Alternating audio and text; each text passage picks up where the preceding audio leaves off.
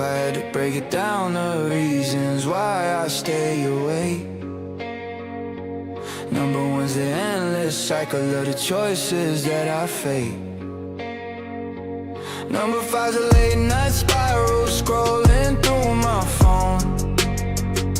And somewhere in the middle is a fear of being all alone. My calendar's a battle zone, my coffee's gone cold, and my dreams feel like a sweater that's unraveling with holes. It's like a freight train slamming on a rickety track, or a kite in a hurricane that won't come back. I'm stuck, I'm strung out, I'm a little offbeat, but I'm still tapping my feet.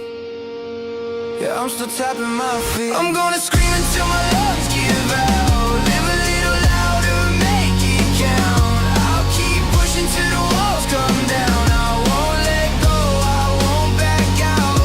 I'm gonna scream until my lungs give out. Live a little louder, make it count. I'll keep pushing till the walls come down. I won't let go, I won't back out. Got a letter from my landlord saying rent's overdue, and the fridge is humming louder than a midnight blues tune.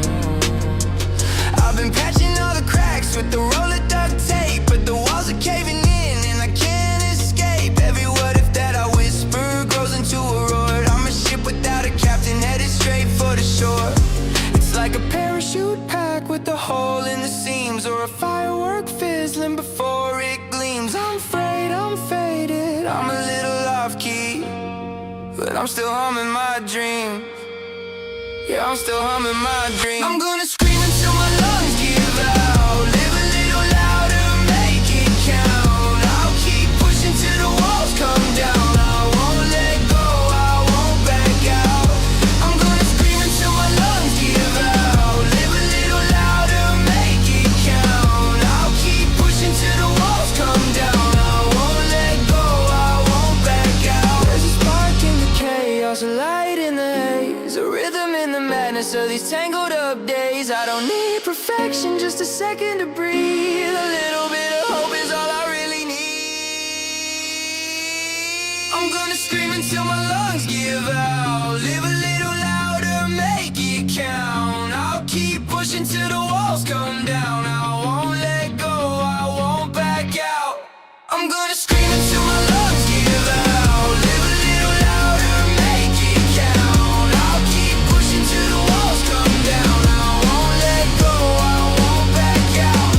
I'm gonna scream until my lungs give out. Live a little louder, make it count. I'll keep pushing till the walls come down. I won't let go, I won't back out.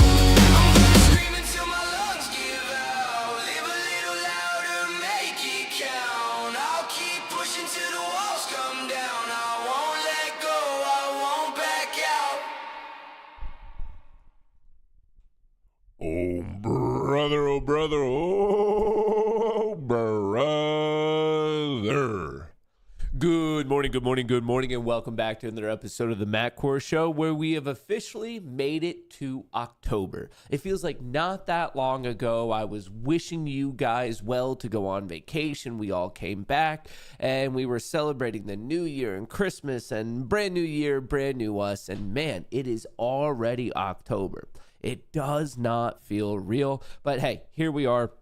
It is time for the fall season. It is time for the trees to change. It is time to get some cider. It's time to carve up some pumpkins. It is time to ride the Santa Claus rally all the way to 2026. So I hope you guys are having a good one. Happy Wednesday. It's a fun hump day, brand new month. Maybe this one's going to be a profitable month for us. Statistically, when you've had 9 not profitable months in a row, it means like just pure odds. We have like it has to be this month, right? Right? Like, I mean, just what are the chances if the market's 50-50 to lose money 9 months in a row?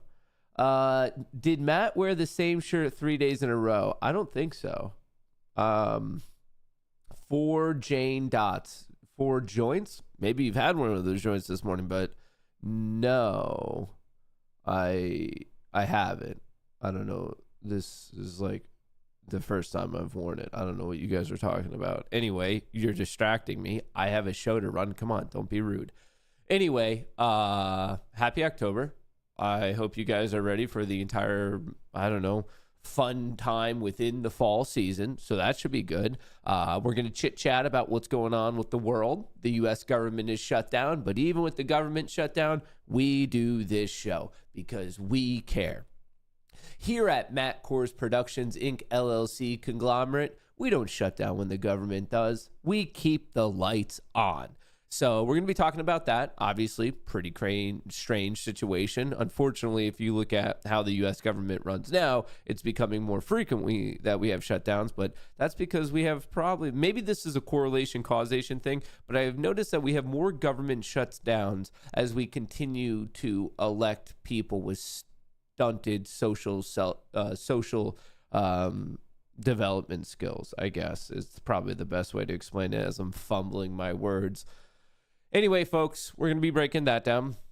We have a little bit of other news as it relates to Taiwan. We have some news related to Nike. They just reported earnings. We have a little bit of news about JP Morgan. For those of you who didn't watch the update video yesterday, I explained the two major things that were happening. And here's the TLDR. Number one, market a little bit chaotic because of the shutdown, but really you could argue that we saw that reflected in the price action in the overnight session. So we'll be diving into that. But throughout the regular trading hours yesterday, RTH, that was more of the JP Morgan role, and I'm going to be the guy to tell you I predicted exactly what was going to happen. As we've seen it historically, granted, not the biggest data set because JP Morgan hasn't been doing this for decades and decades and decades, but on the limited data that we have, it seems as if midday they decide to unwind their current position, roll into another one, and the unwind leads to a market drop and a hit to the delta, and when they get into a new one, it leads to a pop. That pop has recently become more and more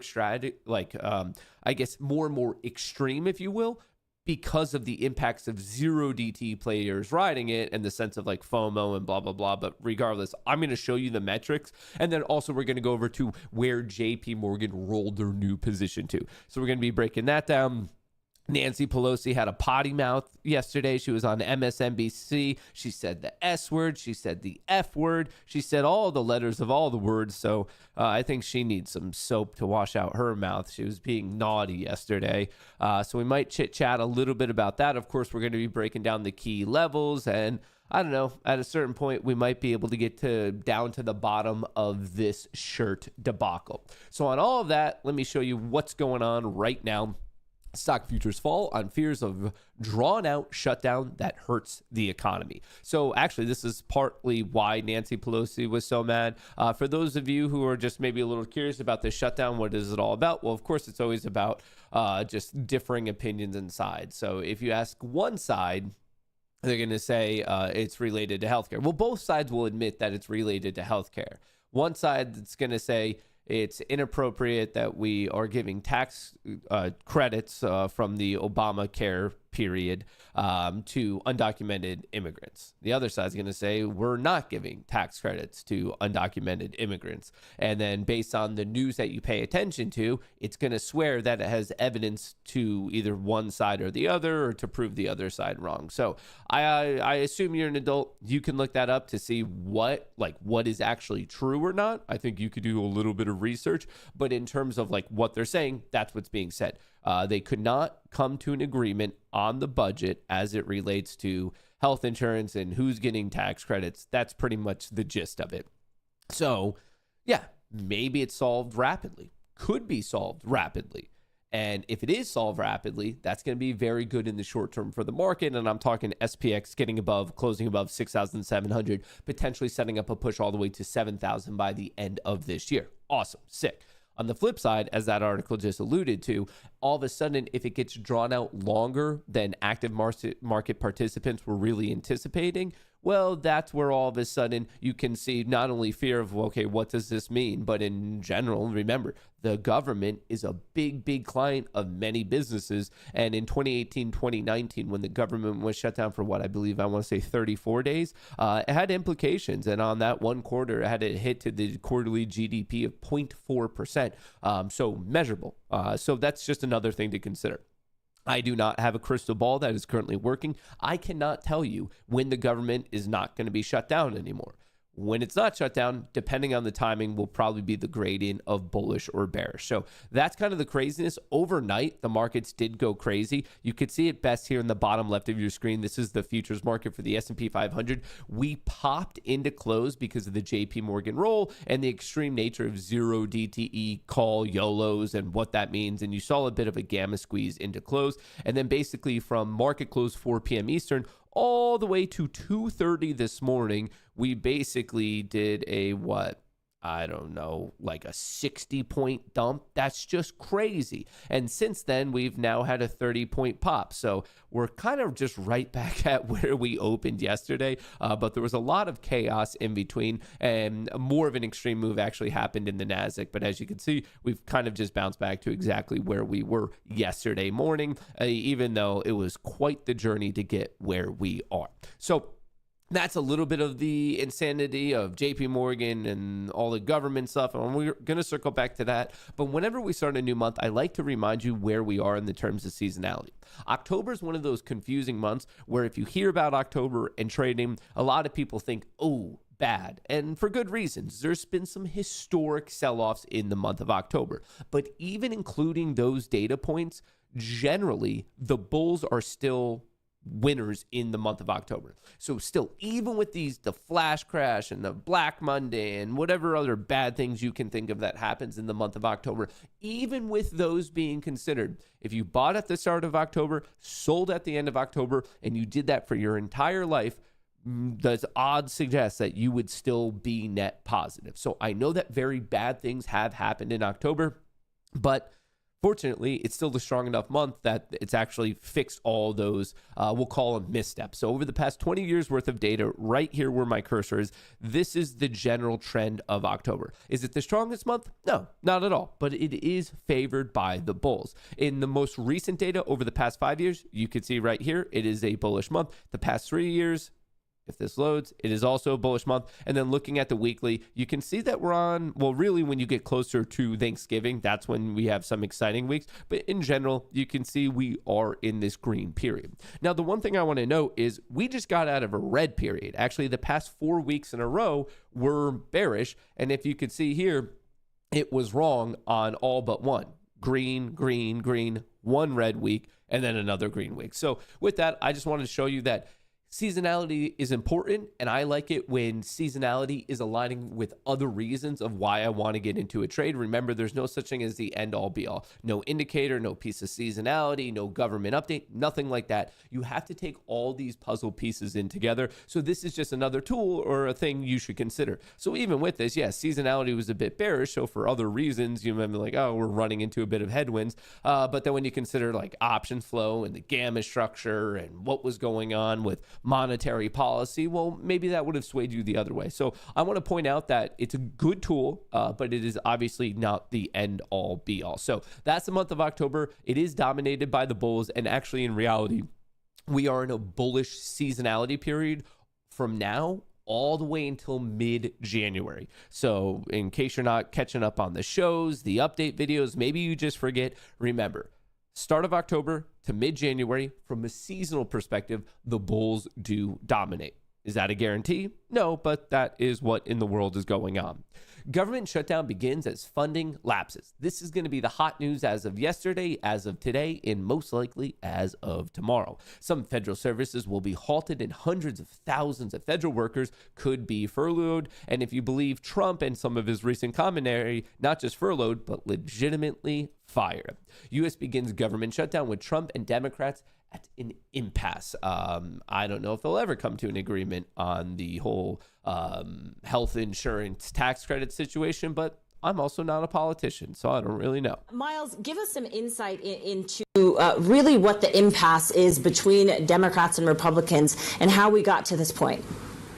Yeah, so this really came down to a showdown between Democrats and Republicans. It's a political standoff with the Senate failing to pass a temporary extension of funding. What we know is that Democrats blocked a Republican plan, saying it didn't include health care provisions, and these were critical provisions that they said they wanted to extend subsidies as it related to the Affordable Care Act. Now, Republicans, including President Donald Trump, refused to make those concessions, and the government shut down at midnight Washington time. What we know is that this has a big effect globally, money and markets front and center, with the shutdown meaning that some of this economic data, key economic data, whether it be the jobs numbers or inflation reports or GDP, all will take some time to come out, and that's because the folks who prepare those economic reports have been furloughed. Among the 750,000 government workers who will be without a job because of this. Now, what we know is that those statistics, of course, don't just drive decisions in Washington, but they have a major effect globally, and investors globally are relying on those signals as they make key decisions. All right, so he sounds a little bit boring, but he's actually saying some very important things. So yes, in a grand scale, we're talking about hundreds of thousands of jobs that are furloughed or potentially going to be let go. But then for us, when it relates to the economy and the stock market, and for you as a day trader, scalp trader, swing trader, fuck me. Sorry about that. I just sneezed if you didn't hear it.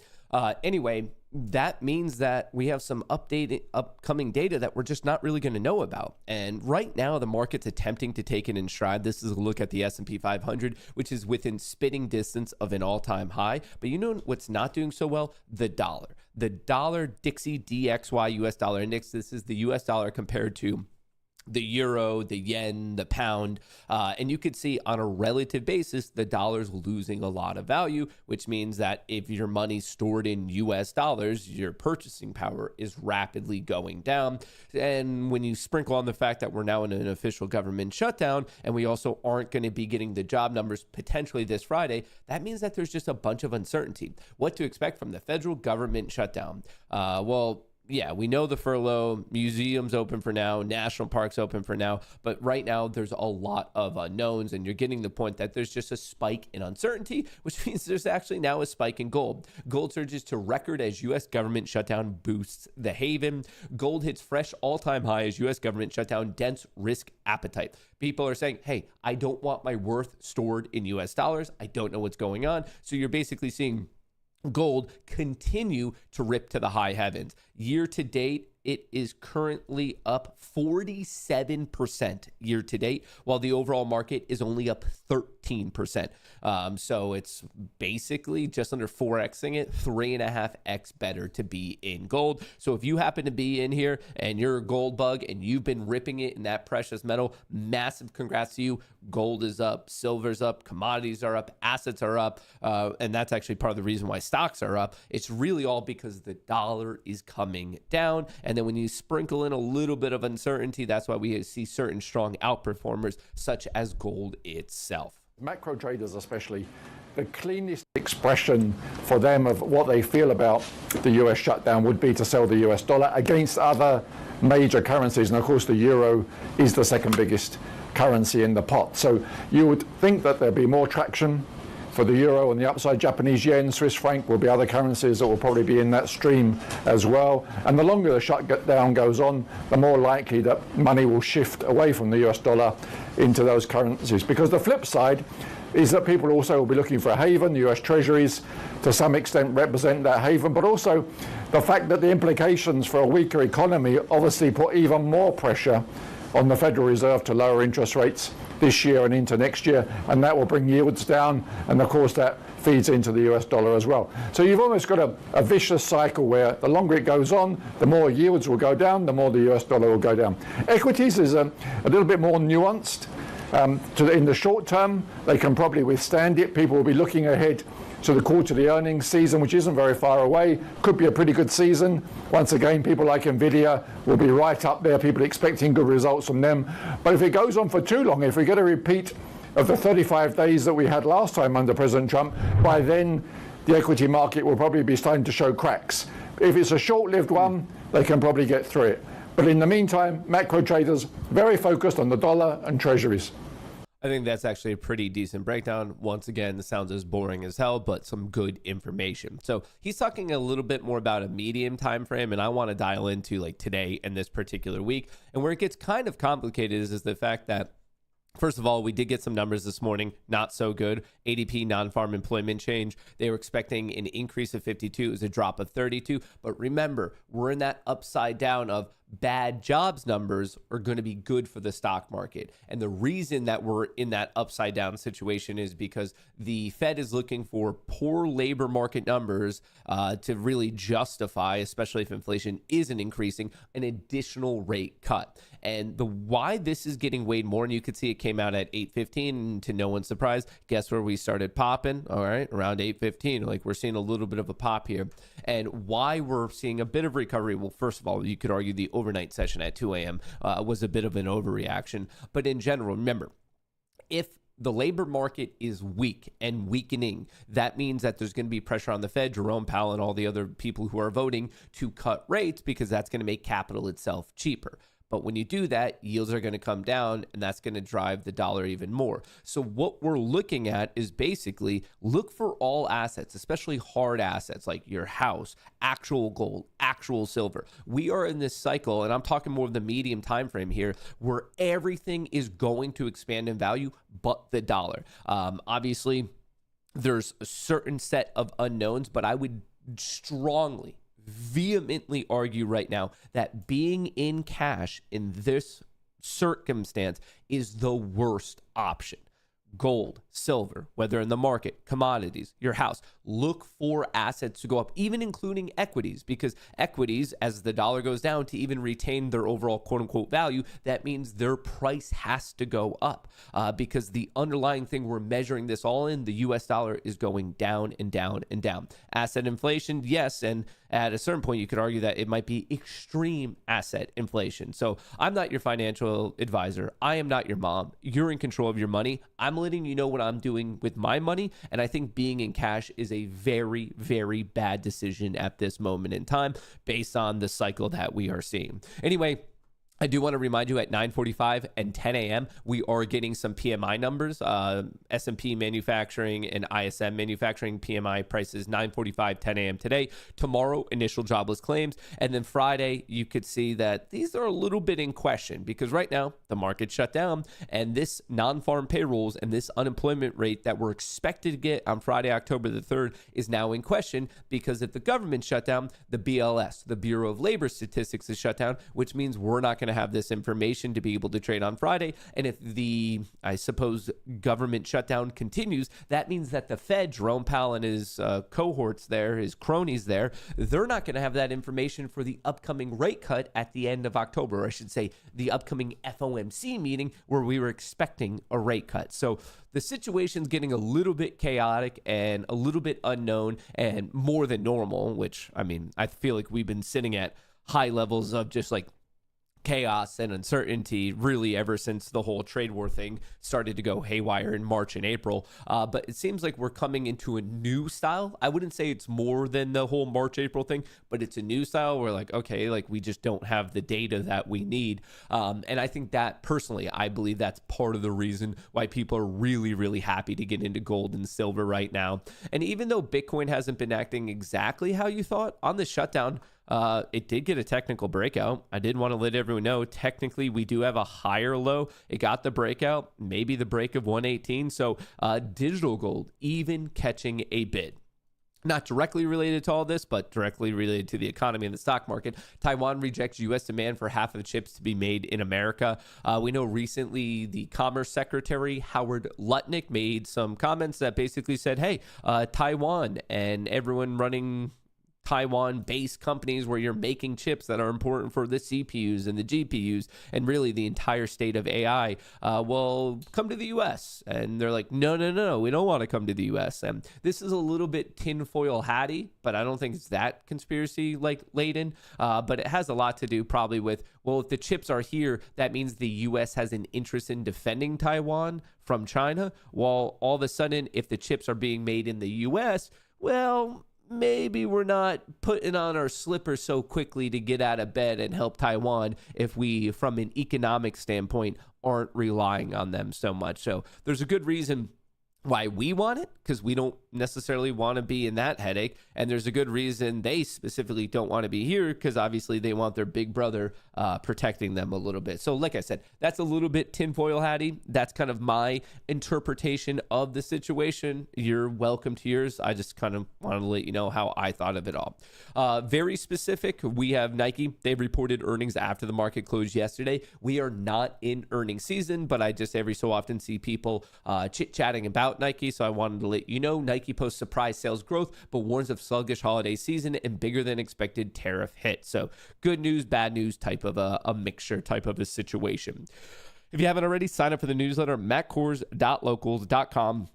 It's in the description of the video. It's pinned to the top of chat. If you want to join up with the Goonie Trading Discord, feel free to do that as well. But basically, every single Sunday to your email inbox, you're going to be getting a breakdown on the market, cheat sheet for all the major macroeconomic events, and most useful is the seasonality of each day. Today is leaning bullish. It's not the most bullish day we've ever seen, but it's not really neutral. For a bit there, over 27 years worth of data, kind of flat. Recently put together a string of good days, which is pushing it from the neutral to the leaning bullish territory. Historically, over the better part of 3 decades, the bulls have won this day 57% of the time, meaning that the bulls have a slight 7% edge.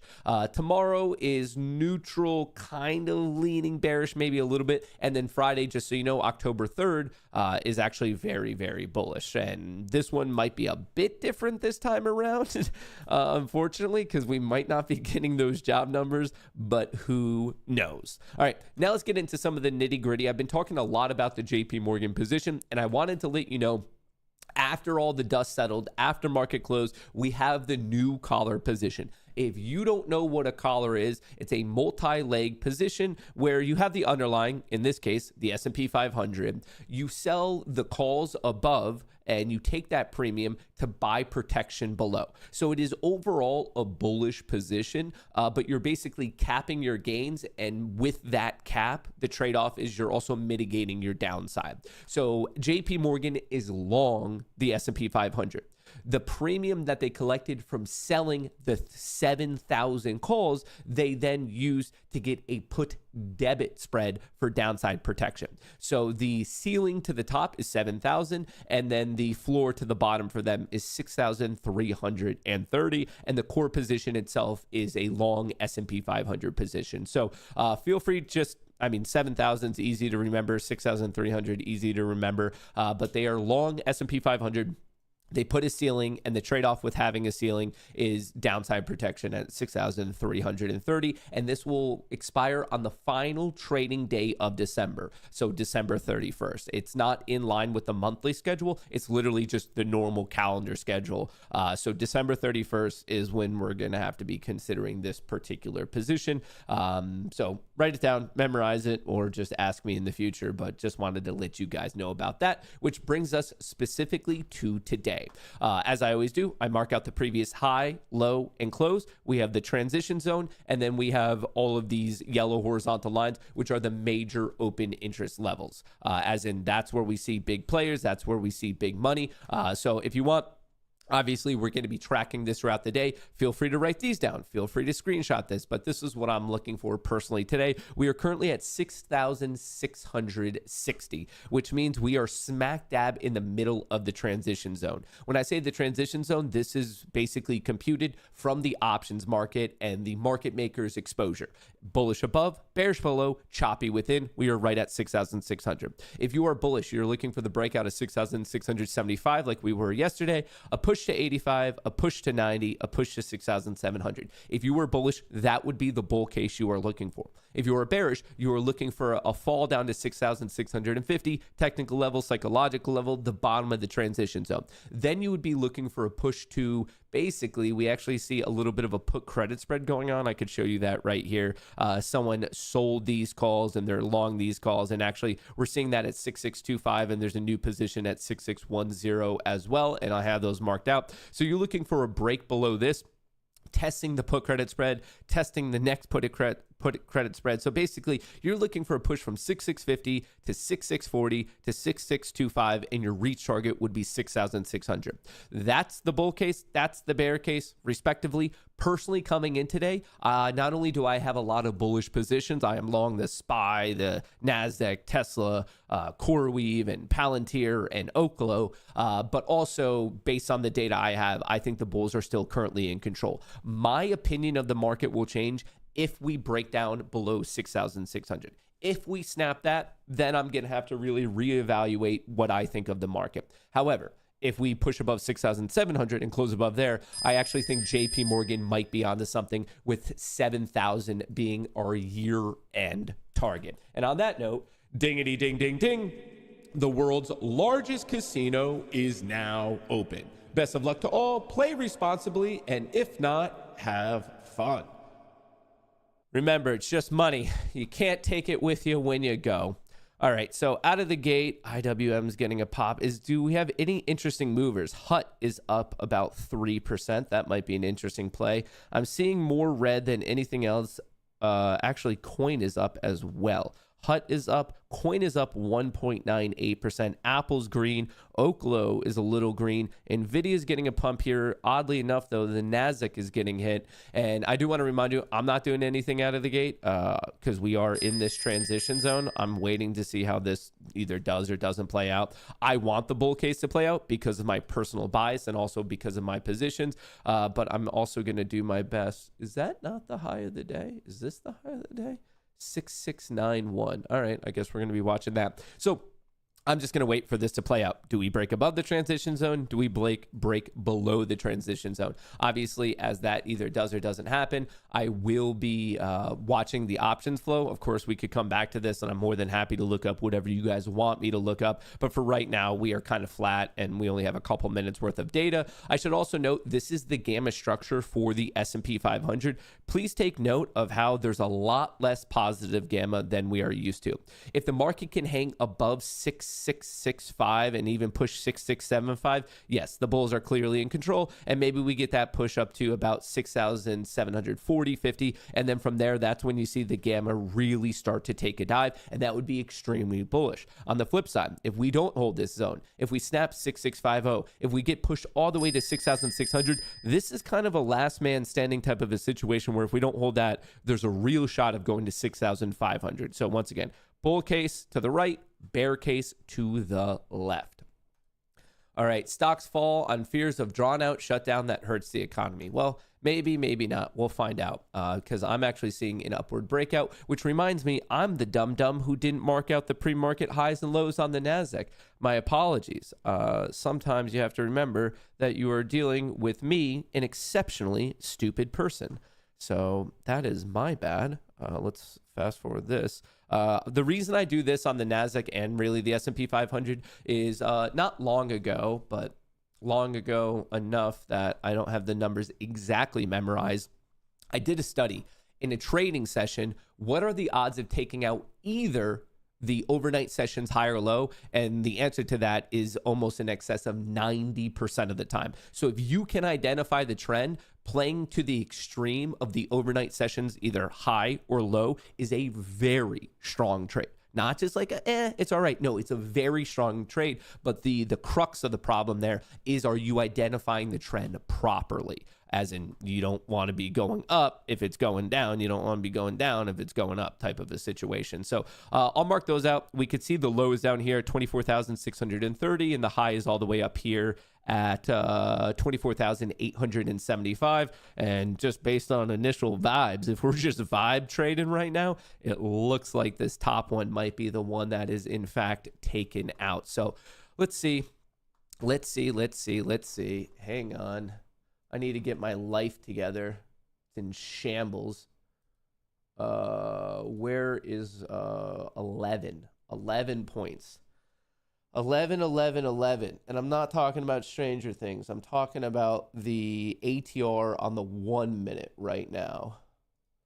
I'm talking about the ATR on the 1 minute. at the moment. All right, so we're getting a bit of a pop. Are there any equities that are jumping out to anyone? Do we have any trending equities you guys want me to put up on the right side over here? I put up coin because it has the biggest percentage gain. Tesla's holding 440, but we're still struggling at 445.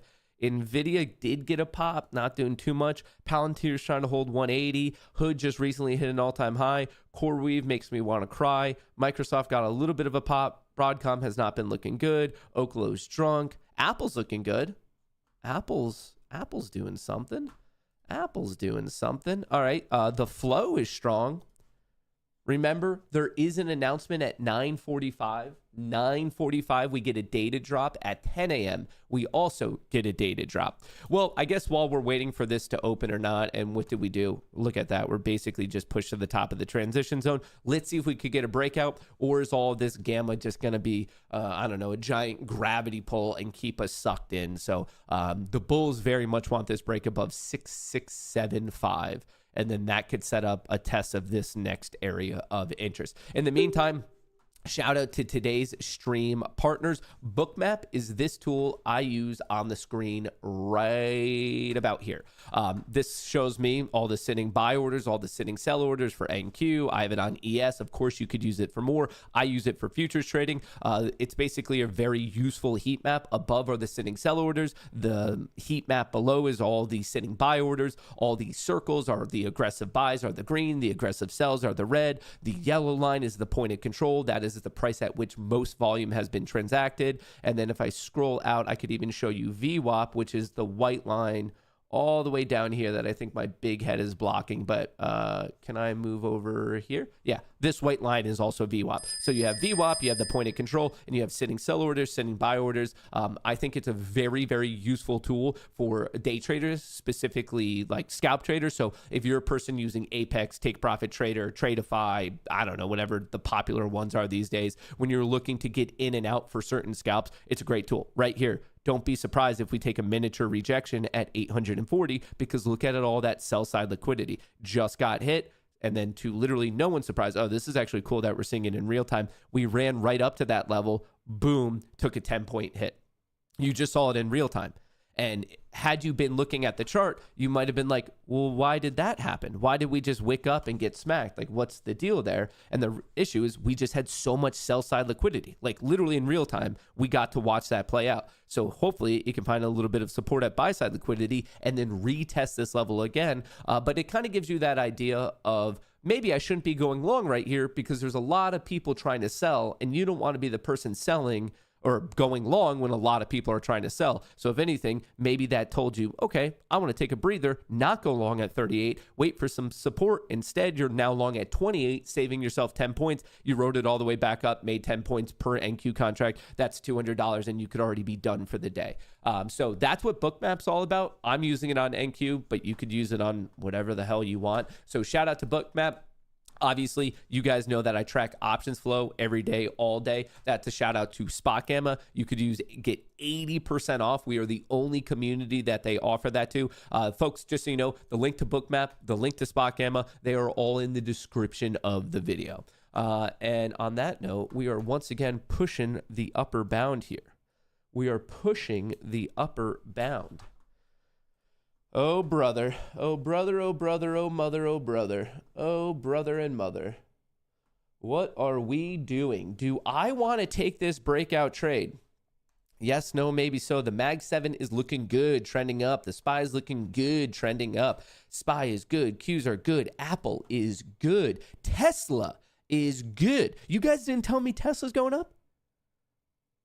What's the coupon for Bookmap? Use the link. It'll be auto-applied. There's no one single coupon because there's various data packages. That's why. But anyway, you guys didn't tell me Tesla's popping. On the day of my daughter's wedding, after all I do for you,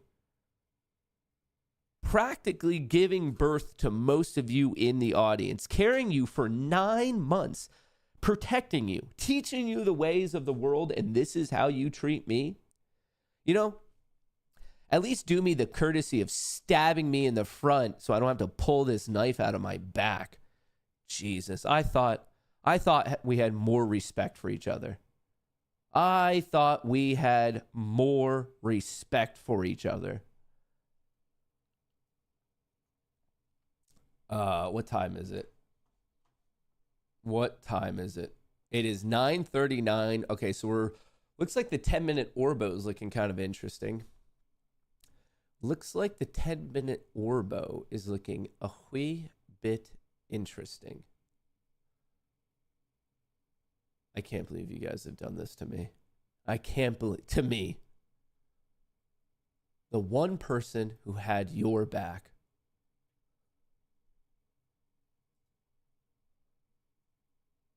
Order All right, submitted. we're going to see how this one goes. Order submitted. We're going to see how this one goes. I have an order. I'm not in a position yet. I have a pending order. A pending order. How's your Tesla position? I don't know. Let's look at it. I haven't looked at my swing account yet today. Haven't looked at it. The account is red on the day, but Tesla's green. Tesla, I have a good chunk, up 8.7K. Today, I've added 1.6 to that, so I'm up 54%. It was a $16,000 position, currently worth about 25. So, hey, 9K a day keeps the doctor away. You know what they say. You know what the kids say these days. So, well, hopefully that keeps going. But I have time. I don't really feel pressure to get out of this because I have all the way to the October monthlies. I find with time, you can make way more money and you take less shitty trades. And it's not so just tense for everyone to get into the position, not get into the position. If you're curious about what the levels are, we have a bit of support at 445, which we've now just overcome today, I believe, at least. Tesla currently trading at 447. So we have a bit of support here at 445. Let me zoom in just so you guys can see a bit more so you don't have to squint. I don't want to be the reason you guys go blind. So a bit of support at 445. We're looking for this breakout at 450. And then from there, the biggest target at one point was 460, hence my strike price. But we're actually seeing some interesting long calls come in for 465 and 470. So I'm kind of watching this. I'm hoping that this region between 445 and 450, obviously we have to overcome 450, but I'm hoping this can act as a backstop, and then we have the opportunity to play up to 470, 475. Now, if you're in here and you're either super degenerate or you have a longer time frame, I do want to call out that 500 is now the biggest gamma strike. $500. So that would be more appropriate for people who are like, hey, man, I'm like, something's cuckoo in this brain. Like you're a hardcore degenerate, or maybe you just have a lot more time. Maybe you're like, no, man, I'm looking at, I don't know, January or February of 2026. And I would have to do some research on if those dates make sense. I would have to see where this open interest is coming from. But you get my point. This is not something that you'd be betting on like this week or probably not even this month. Of course, it could happen. And if it does happen, your payoff would be massive. But you get my point that I would have to see where this open interest is actually coming from. So I'm hoping we have backstop, and I'm looking for a push up to 70. That's the next big node, maybe 75. We have this high vol point at 485, and there's quite a few people for whatever reason, and you'd have to ask them why. I don't know why. I could just give you the data. They are strongly playing the 500 strike, like strongly playing it right here. Look at all those long calls. That's negative gamma, which means market participants are going to market makers and saying, I want to buy those calls. They are buying it for the 500 strike. And if I had to guess, I bet it's scattered throughout the monthly expirations. I bet there's some on October, some on November, some on December, some on January, maybe even some on February. If I had to guess right now without having memorized the open interest table for Tesla at the 500 strike, if I had to guess, I bet it's not one expiration date. I bet it's the monthly expirations just in succession: October, November, December, January, February. So that's a little bit of a breakdown there on old Tesla. On old Tesla. Old Tesla. Oh, okay. Surprise, surprise. We ran right up to my first level. If only someone told us that this would be a tough breakout. I wish there were a streamer, a content creator, a person who put out some form of degenerate educational content that before the market opened told us the key levels that there's high odds chance, a high statistical likelihood that the market would react to. Alas, there isn't. We have to sit here and we just have to guess and be like, oh man, that's weird that we reacted to 75, 77. No one knew those were key levels. We're just here guessing. Imagine how lucky that would be. Imagine how fortunate that would be for all of us if someone had such a deep understanding of the options market that for free they put out those levels every single day.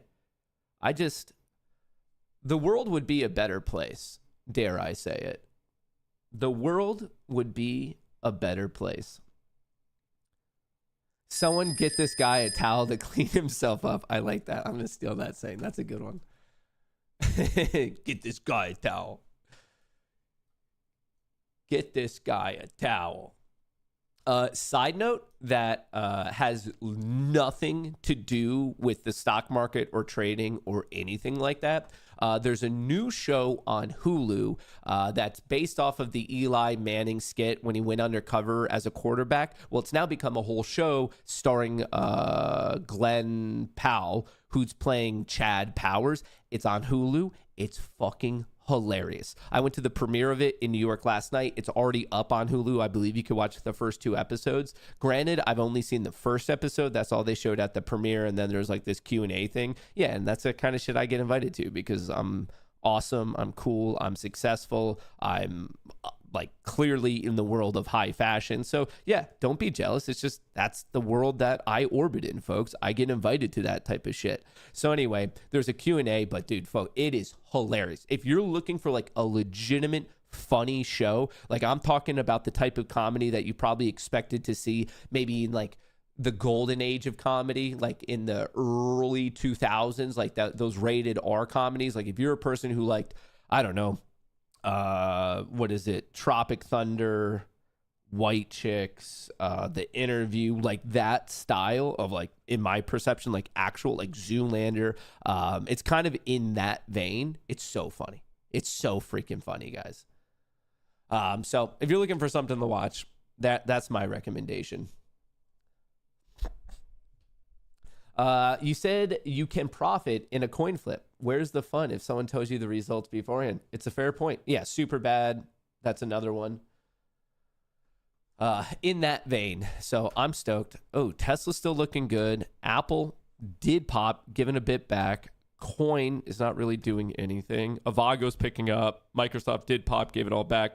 Hood's going again, dude. Palantir's going again. Palantir and Hood have been must watch on your watch list.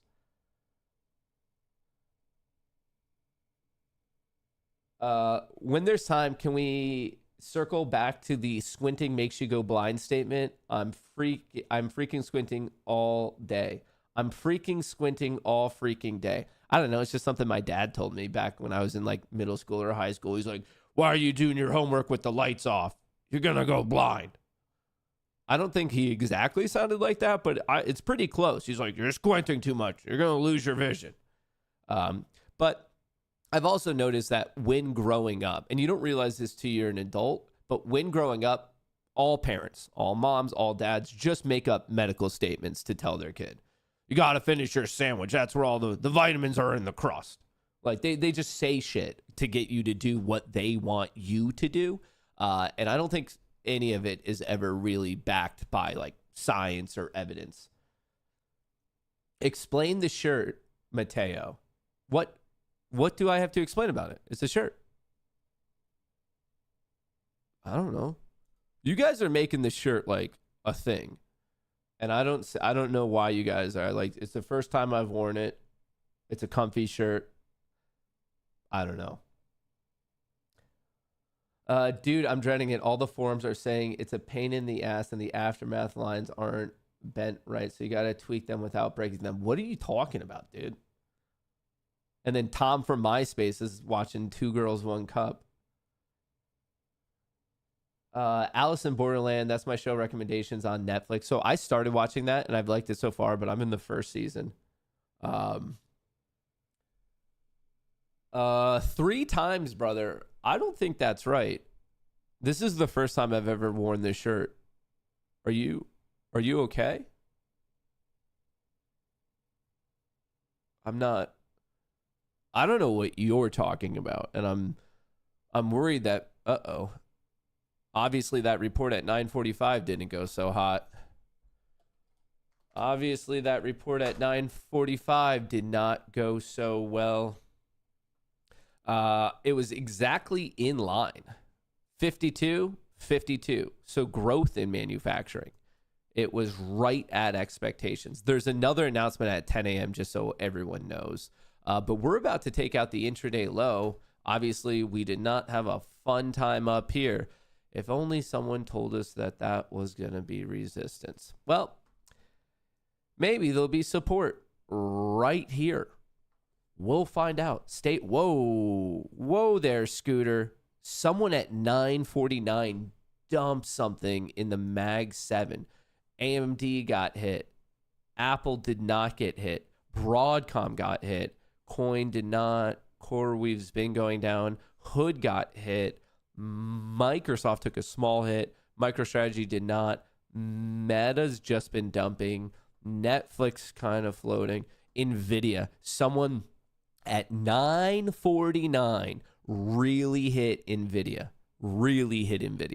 And it looks to be semiconductor wide. It does look to be. That means I'm going to pull my order. I don't like my order anymore. Yeah, someone hit Nvidia, AMD. I wouldn't be surprised. SMCI, Micron, the whole SMH world. Oracle popped, giving it back. Palantir took a little bit of a hit there at 9:49. Tesla did pop, kind of just going flat. But yeah, the culprit right here is semiconductors, and more specifically Nvidia. That's what this dump is here at 9:49. And actually, we saw it in the SPY as well, so it was sizable. All right, maybe this is a little fake out wick to the bottom, and then we bounce. A little fake out wick right here. We had a little bit of a waterfall action.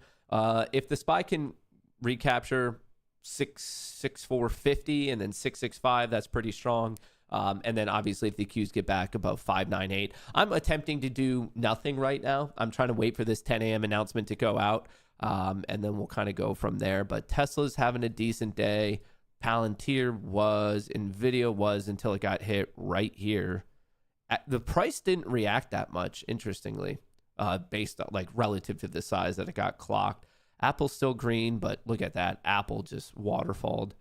Coin's green, but not really trending. Meta's been having a rough go. Meta's legitimately breaking down right here. Kind of a double top. If anything, it's actually a lower high, but we took out the last two recent lows. That's not so good. This is potentially setting up a test for Meta to come down to sub 700, maybe the low 690s.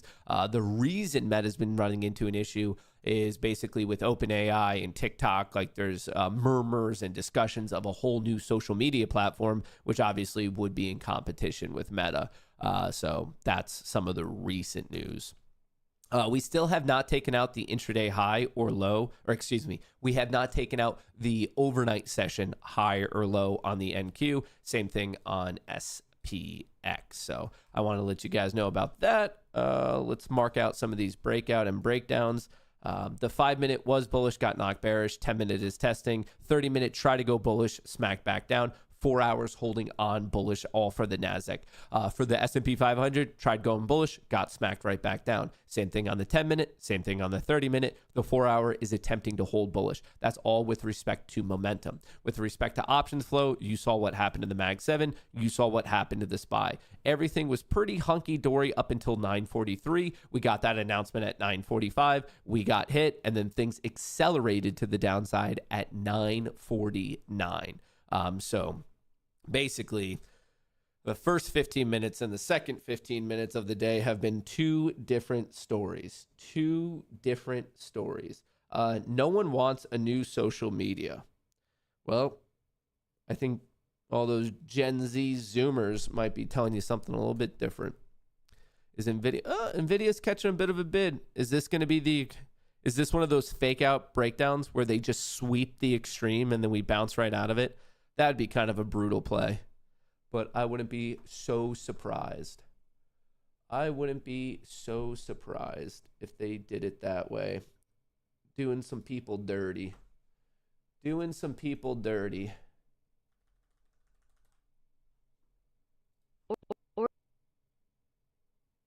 Order submitted.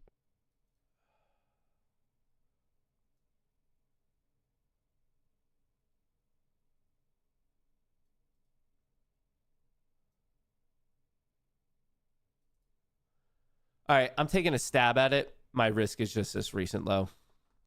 Remember, when it comes to short-term trading, your odds are basically flipping a freaking quarter. I'm risking the recent low, attempting to keep my risk small, and I'm trying to unload one at what I perceive to be an important level.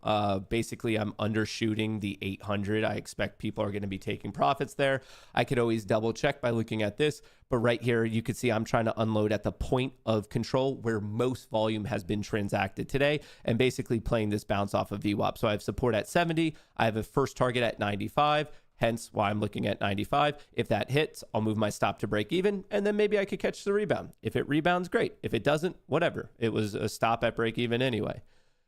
So we'll see how that plays out. It was looking good for a second there. Well, it's still looking pretty good. We bounced off of right here. We recovered VWAP, almost like a fake waterfall down below VWAP. Then we saw this higher low. We're trying to recover.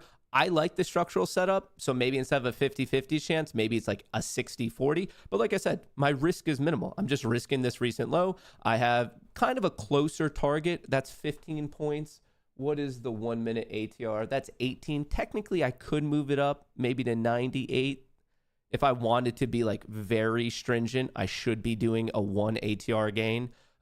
Maybe that bites me in the ass. Maybe it doesn't. This isn't my real reach target. It's just on the chart to be on the chart. Really, I'm just looking for VWAP to hold. And part of me is almost thinking maybe I should get, I mean, the odds of me getting stopped out would be very high, but part of me is thinking about maybe moving my stop all the way up to 67. Part of me is thinking about moving my stop all the way up to 67 just in case this 10 a.m. announcement does not go my way. I'm thinking about it. I'm thinking about it. I'm thinking about it. I'm thinking about it. All right. Well, it might not matter anyway.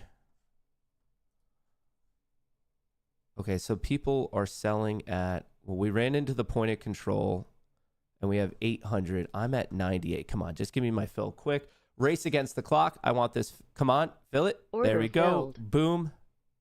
Riskless trade. Riskless trade. He does it again, ladies and gentlemen. How does Mystic Matt, the market wizard, do this day in and day out? Is there nothing he can't do, folks?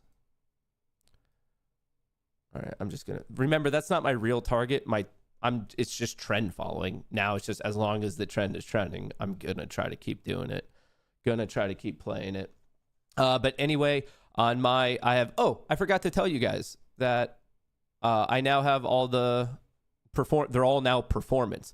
They are performance on a new one that I'm trying, funded futures network. This is this account up here, the very top of the screen. You haven't seen it before because I'm literally just giving it a whirl right now. This is my first time. I have funded 2 funded Tradeifys, and then I have 20 funded Apex. So currently trading on 23 accounts. They are all funded. None of these are eval.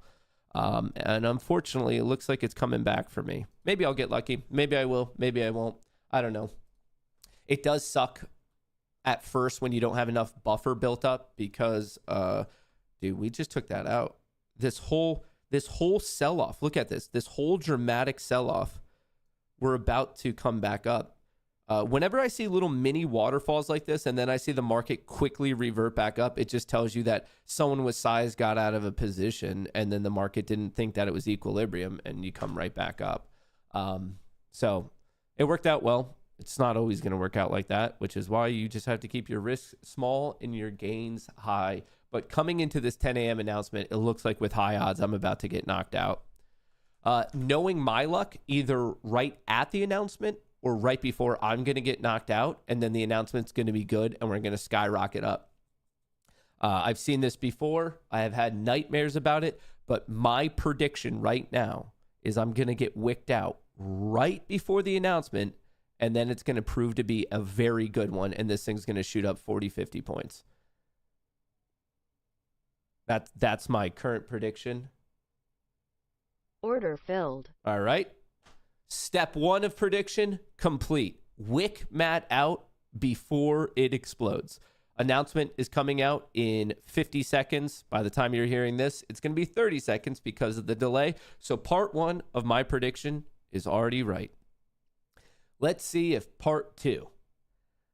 My prediction is we shoot right back up to like 830, 840. Oh, Jesus. Here we go. Here we go. Here we go. Testing VWAP. Let's see. Let's see. All right. We are 15 seconds out. All right. 10 seconds out. All right. 5 seconds. 3, 2, 1.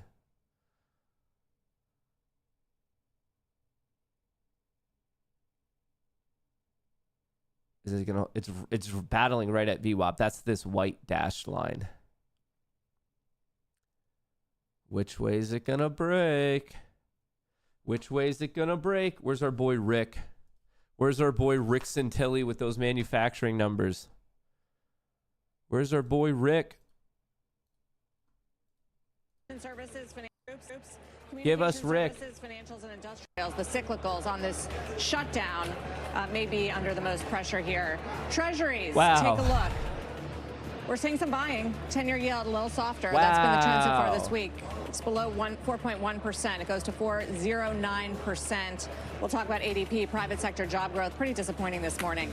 Today, enter the shutdown. House Speaker Mike Johnson expected to speak on Capitol Hill in just moments about the latest on negotiations between Democrats and Republicans. We will take you there live. Plus, Apollo's Torsten Slok will be here to talk about whether or not the government stoppage matters to the market, to the economy, and to your money. And Nike shares jumping this morning after surprise sales growth, but still lagging sharply on the year. We'll talk about whether this turnaround is for real and how far along it is, up almost 4%. It's been a busy morning of private economic data. Getting some more. Let's get to Rick Santelli. Hey, Rick. Here's our boy Rick. Yes, Give it Carl, to us, Rick. ISM manufacturing PMI September final reads, and we see sub 50 on the headline, 49.1, largely expected. 49.1 would be the lightest going back to, well, going back to March of this year when it was 49 even. If we look at prices paid, and of course we'd rather have this go down and reflect less inflationary pressures, comes in at 61.9, sequentially lower than 63.7. 61.9 would be Give it up the for lightest Rick. of the year outside of January, so the second lightest number of the year. That is indeed good news. 48.9 on new orders. It is sub 50, and it is less than expectations and sequentially lower than 51.4 in the rearview mirror. 48.9, how does it stack up? That would be the lightest going back to July when it was 47.1. And finally, employment. After a very weak ADP and questionable whether we'll get the big jobs report on Friday, comes in 45.3. Better than expected, obviously in contraction territory. Also higher than last month's 43.8. Testing these trend line breakouts. Would be the best level going back to May of this year when it was 46.8. Construction spending is due to be released now, but the shutdown is delaying that release, like many data points that may be affected by the shutdown. To summarize, interest rates are moving down rather robustly due to that weak ADP, which is magnified because we most likely aren't going to get the jobs number on Friday. Sarah, back to you. Okay, thank you, Rick. Rick Santelli. Yep, ADP's time to shine. It's a substitute, in a way, for the jobs report. And let's just review what we got, because as Rick said, very disappointing. It was a weak number. So this is private sector jobs. Total comes in negative 32,000. And that was a surprise because economists were looking for an increase of 51,000. It's the biggest monthly drop since March 2023. Also, the revision was not good. August was revised down sharply. The month now showing, as you can see, or actually can't see, but August goes down to negative 3,000 compared to the initial read of 54,000. Potential There's trend the line August breakout. revision. So Mag 2 7 months flat after in a getting row. hit. If you SPY look, potentially private sector curling payrolls up. have now dropped in 3 of the Maybe last targeting 4 a months, secondary according test to of 6675. ADP. And if you look beneath the surface, you can see where the job losses were. Small and medium-sized businesses saw bigger declines than large businesses, which actually saw job growth. But guys, if you take the report and you compare it, some people say, oh, it's not really correlated with the government jobs report. Well, the reason I think that people are paying attention to it today is, first of all, we're not going to likely get that government jobs report on Friday, but also look at the correlation. I mean, the direction is in the right mode. Like they dip at the same time, they rise at the same time. I think it gives you a good sense, at the very least, of the trend. Buyers on at job 805, growth. This is ADP sellers private at sector 30 versus the traditional and monthly jobs 38 report that we get on Friday, on what the market NQ. pays really close attention to. So I think it's a good indication that the labor market is softening. We are and that holding the employers are a trend little line more breakout as cautious of when it now, but comes we're only to 1 minute hiring. into and even it. paying, Carl, in terms of compensation, job changer pay growth Palantir's looking good and 6.6% Tesla's from looking good. 7%. Speaker's giving us an update right now on the shutdown. Tens of thousands of visitors here, family, you have school groups. But today, that's not going to be the case. Today, America's boys and girls will walk up to these doors and they'll see something different, a sign that says closed until further notice. And that's because at midnight, the Democrats followed through on their threat to shut down the United States government. As we speak here this morning, there are hundreds of thousands of federal workers who are getting their furlough notices. Nearly half of our civilian workforce is being sent home. These are hardworking Americans who work for our federal government. Our troops and our Border Patrol agents will have to go to work, but they'll be working without pay. Food assistance, veterans benefits, and vital support for women and children are all coming to a halt. Now, thankfully, President Trump is trying to mitigate the damage as much as possible. His administration is working to limit the harm to the American people. But the longer this goes on, the more pain will be inflicted because it is inevitable when the government shuts down. The sad thing about it is that every single bit of this was entirely avoidable. Democrats could have worked with us in a bipartisan manner to avert this unnecessary and very harmful shutdown. But instead, they did something that is rather shocking to us. They prioritized taxpayer-funded benefits for illegal aliens over keeping the government open for American citizens. They themselves position that as a binary choice, and it's patently absurd. Listen to what the Democrats are demanding. They demanded, in exchange for our simple, clean, 24-page, bipartisan continuing resolution, the same one that Chuck Schumer and the Democrats voted for just a few months back in March.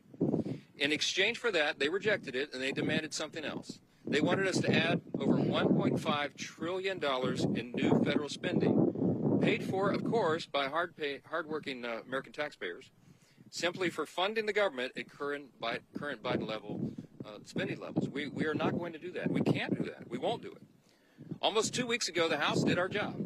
In the House, we passed a common sense, nonpartisan bill to keep the government open. Republicans did our job. We had one Democrat join us there, so it was bipartisan. But every other Democrat in the House voted to shut the government down. And last night, 44 Democrats in the Senate did the same thing. This is a clean resolution. It would simply buy Congress a few more weeks, 7 weeks, to finish the job. Why do we need that time? So that appropriators in both parties can finish their work. They've been restoring regular order. They've passed 12 separate bills out of committee in the House, and the Senate has done its work as well. 3 bills of the 12 passed in each chamber. They don't line up exactly, so there's a conference committee constituted, the first time in years that that's happened. We just need more time because we ran out of clock at the end of the fiscal year, September 30. This is very important to note. Democrats themselves have voted to pass a clean bipartisan CR just like this 13 times in the last few years. During the 4 years of the Biden administration, 13 times this happened. Republicans did the responsible thing, even when we were in the minority, to keep the government open. And today should be no different. There is nothing new in this legislation. There's no poison pill. There's no partisan tricks. There's no gimmicks whatsoever. The only difference today is the man who is sitting in the Oval Office. Rather than work with President Trump and Republicans to get this job done, as our party has done repeatedly in the same situation over the years, Democrats want to play political games with the lives and the and the livelihoods of Americans. The simple truth is Democrats in Congress have dragged our country into another reckless shutdown to satisfy their far-left base. That is the truth. Whether or not the government remains open or reopens is entirely up to them. There's still time for Democrats to pass this clean bipartisan bill that's sitting before them, and we encourage our Democrat colleagues to do that. I certainly pray they'll come to their senses soon and do the right and responsible thing. The reason they will have one more opportunity today is because of the sound leadership that is being provided in the U.S. Senate by our colleagues who are standing here with us. This is a joint press conference, as you know, between the leadership, Republican leadership in the House and the Senate. And I'm delighted to yield to my good friend and an extraordinary leader in the Senate, Leader John Thune. All right. Well, thank you, Mr. Speaker, and our House colleagues for doing the work. You sent us a clean, continuing resolution. That is the Speaker and Senator Thune talking about the shutdown and the interruption of government services and assistance and the prospect of furloughs and possibly dismissals, firings. We'll see how long this lasts. Certainly economic data, another casualty in the shutdown for now. Let's bring in Trivariate's Adam Parker now as the shutdown gets underway and we kick off trading for October and Q4. Adam, good to have you with us. How are you? I'm good. A lot of discussion about what a pleasant surprise September was in Q3 and NDX up 9. You think that can continue into Q4? And how does the shutdown play into that? So, yeah, two things to unpack there. I mean, if you look back in history, we looked at 98 years of data. 39 times the market was up in the first 3 quarters, 10% or more. And in those years, the Q4 was better than average with lower volatility than average. So history would say Q4 should be pretty good just based on the fact that people don't lock in strong returns typically. They chase more. So that's kind of the first thing you said. In terms of the shutdown, look, I would say the statistical significance is low. We had that 35-day period in 2018, 2019. We've had several other shorter ones. I think institutional investors I talk to are kind of taking I don't think I should position for it differently now sort of view, and then we'll see if we have to worry about it. So I said I don't know anybody who's doing a lot of trading around it at the current moment. Right. One thing's for sure, your healthcare trade is finally coming around. the healthcare index back to April levels now. Yeah, it's been a bad call, but it's worked recently. My view is that healthcare is the area where we're going to see the most benefits on the productivity side from AI. I think a lot of that's 2026 and 2027. We've been highlighting drug distributors like McKesson, Cencora, Smack Cardinal, that 25. Quest, like businesses that have a lot of employees and low margins, and therefore can benefit as they implement, predicting their customer and employee behavior better.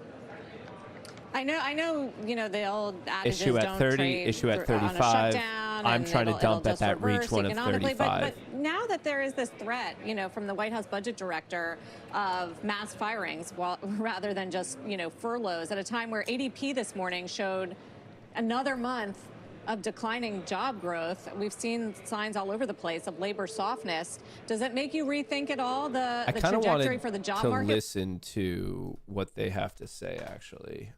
Where would that be? This one? House Republicans came together weeks ago to prevent a government shutdown. We brought as straightforward of a bill as you can have to say, let's allow government to be funded for another 2 months. The volume is poor. I'm sorry. We negotiate our differences. Clearly, we have differences with Democrats right now. One of the Democrat leaders confirmed yesterday that Democrats shut the government down to fund health care for illegal aliens. That is no way to hold the American people hostage over some far-left demand. We had an election in November where the country came together and said, let's send to Washington leaders who want to solve problems and get our country back on track. And we've been working feverishly to do that, to get this country back on track, to get the economy moving, to lower inflation, to lower interest rates. And Democrats, just to appease their far-left radical base, have been voting no every step of the way. Well, today it has consequences, because when Hakeem Jeffries whipped every Democrat to vote no and shut the government down, luckily in the House, people are trying to sell at 30 and 35. I'm one of the people trying to sell at 35. Bill over to the Senate, but as everybody knows in the Senate, you also need Democrats to come together with Republicans to get 60 votes. And so when Chuck Schumer made such a fatally flawed decision to shut the government down, ultimately the American people, I think, are going to get involved and demand that Chuck Schumer reverse course. Come because on. it's not sustainable. Come on. The American people do not want All right, to be we're taking out that one level. to Chuck Schumer's radical demands to fund illegal health care and, oh, by the way, to cut and gut $50 billion out of rural hospitals. That's in the bill that Chuck Schumer filed as his alternative. People are trying to sell at 38. That's outrageous. You want to talk Fill about it. a partisan demand to hold the American people hostage. That's what Chuck Schumer's done. We have a bill that is clean, that just keeps these negotiations going for another 2 months while the government stays open. And all Chuck Schumer needs to do is get over the tantrum that he's having with the results of the election from November and vote yes to keep the government open. Shit. We are it here didn't hit it. ready it got to get close. the job done. It's just there wasn't enough Schumer follow needs to through. end his I thought it would shutdown be good because and people finally loaded join up to with the us 38. And let's start real negotiations. I honestly didn't think this would be one of those ones like, oh, how close, because people bump their orders bring up 3 my friend, points. The whip. There we go. Whipsaw. Well, All right, today break we're even. in the middle of the Schumer shutdown. The Democrats have caved in. We have a runner. Maybe it runs, maybe it doesn't. I don't know. Wing You tell me. Of the Democrat Party. Caved in completely. So I've locked in 700, and I have one runner that's up 300. And why? Well, one of the reasons is Chuck Schumer wants to try to prove to somebody that he's more liberal than AOC. Yesterday in the Senate floor, up 900 cracks over here. started to appear in the Democrat base. 3 Democrats voted with the Republicans to prevent a shutdown. And why? Because they know the American people are hurt when the government shuts down. We hurt our military, who may be without pay. We hurt our veterans, who may not get health care. Today, the Senate is going to vote again and give the Democrats an opportunity to open the government by passing the continuing resolution, to give us 7 weeks to do the appropriations process, to get the government open again. That's what the American people want. It's what the American people deserve. And today we'll see how many Democrats vote with us to end the Schumer shutdown. And now the whip of the House of Representatives. The main dispute that led to the shutdown revolved around healthcare subsidies and federal spending priorities, especially Republicans' resistance to making permanent enhanced subsidies under the Affordable Care Act and Democrats demanding those subsidies be preserved. Democrats insisted that any continuing resolution include provisions to extend or make permanent the Affordable Care Act premium subsidies that were set to expire. Republicans opposed that, arguing Democrats were holding the budget process hostage to policy demands unrelated to basic appropriations. Beyond healthcare, there were broader disagreements of how much to cut or reshape discretionary spending, foreign aid, and agency funding under the Trump administration priorities. I'm hearing a lot about healthcare for undocumented. Are they phrasing it as undocumented immigrants, or are they calling them illegal aliens? Like, what's the actual way that I want to ask it right? I guess I'll start with this and we'll see how it goes. If you hear my thing go off, it's because I just got stopped out at break even, but I already locked in there where I saw some people. Once again, shout out to Bookmap. I literally just picked the zone where I saw people attempting to sell. I hope it follows through. That's why I call this one runner, because when I lock it in at a unit gain, I set the stop to break even. And if it runs, it runs. If it doesn't, it doesn't. But as of right now, I know I have a guaranteed $700. And then the runner is currently up a little bit more, bringing me up another $500 to $1,200 on the day. I am willing to stop this. I'd put a max gain of maybe 3K, something like that. Anyway, I wanted to see what AI had to say on this. What the GOP claims, what's true. Republicans are accusing Democrats of trying to expand federal health care benefits to undocumented immigrants, aka illegal aliens, as part of their demands for the shutdown negotiations. They allege that Democrats are using the budget fight to restore health care for illegal immigrants. GOP messaging says that if there's a lie or smear meant to distract or scare voters. What the law and current proposals actually say. Federal law prohibits undocumented immigrants from receiving subsidies through the Affordable Care Act, the ACA marketplace tax credits, Medicaid, CHIP, or Medicare. So they can't get these tax credits anyway. The Democrats' proposed plan is continuing resolution is forced on extending the enhanced ACA premium tax credits set to expire and reversing certain restrictions made in a recent legislation, the One Big Beautiful Bill, that narrowed eligibility. None of the Democrat funding proposals so far on public record shows, including remove the federal prohibition on undocumented immigrants' eligibility for those subsidies. So in this case, are the Republicans just lying? Can anyone in chat add extra context to this? Because I'm confused. This is saying that they couldn't get it anyway.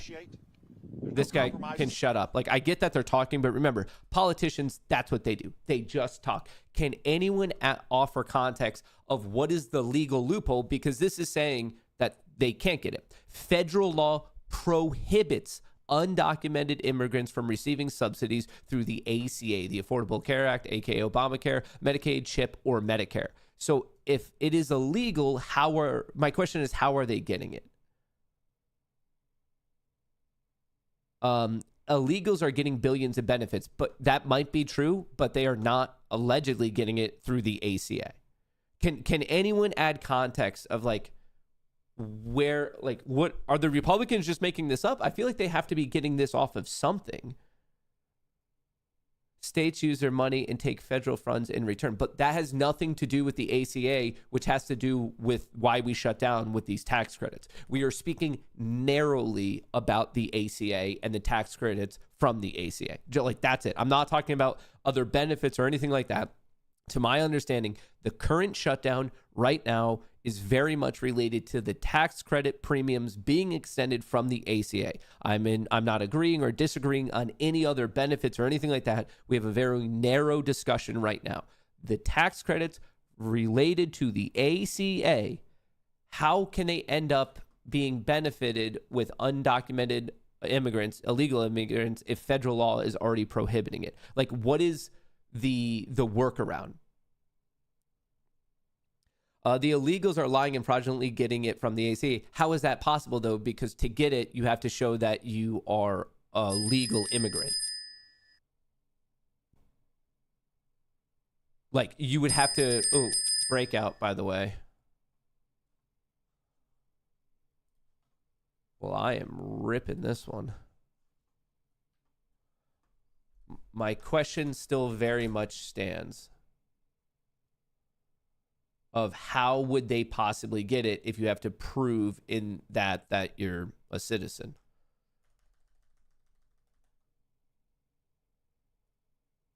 $20.75. Should we really just reach for it?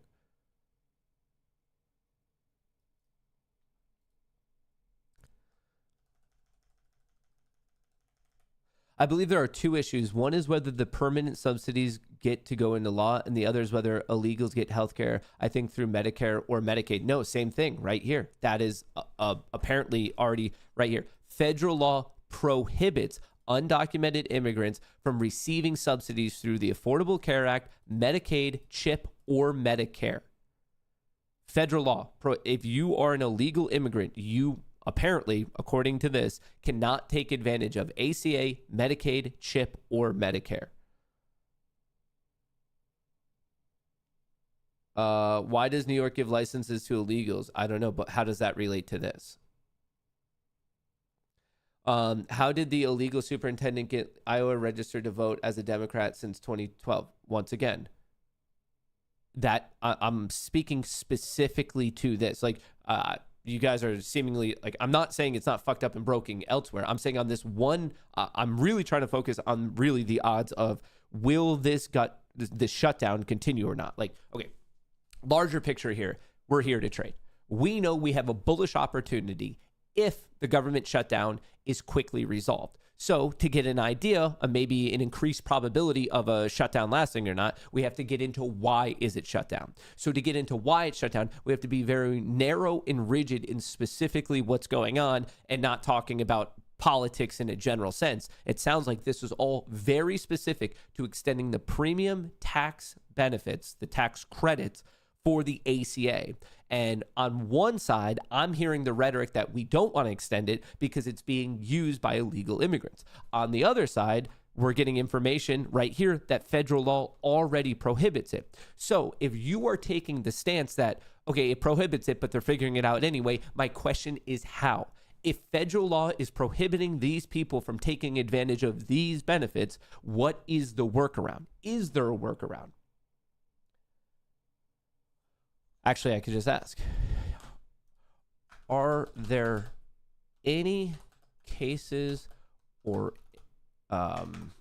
details related to undocumented immigrants getting ACC?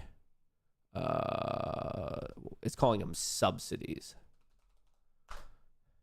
Are there any cases or details related to undocumented immigrants getting ACC subsidies? So far, there aren't credible documented cases of undocumented immigrants successfully receiving ACA marketplace subsidies under current federal law. In fact, the law and regulations generally prevent it, but there are some important nuances, legal decisions, and ongoing disputes worth knowing. Here's what I found. Hang on, we're still going here. What Palantir just got a breakout. So the question is, like, what from a, if we were to be lawyers and we were to argue from the standpoint of a lawyer, we need some form of evidence. So right now, all I can find is that it is federally illegal. And what I'm hearing in chat is that no, people are still taking advantage of it. So then the next logical question is, how are they taking advantage of it? And in reality, is that the sticking point for Republicans? Anyway, Palantir is looking good. NVIDIA's an inside day. Tesla is looking fucking phenomenal. I gave you guys my levels. We're looking for another technical breakout.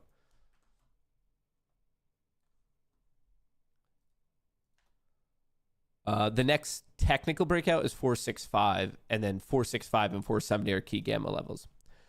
The Affordable Care Act and related laws says only U.S. citizens, nationals, or this is where it is. Lawfully present. This might be the issue.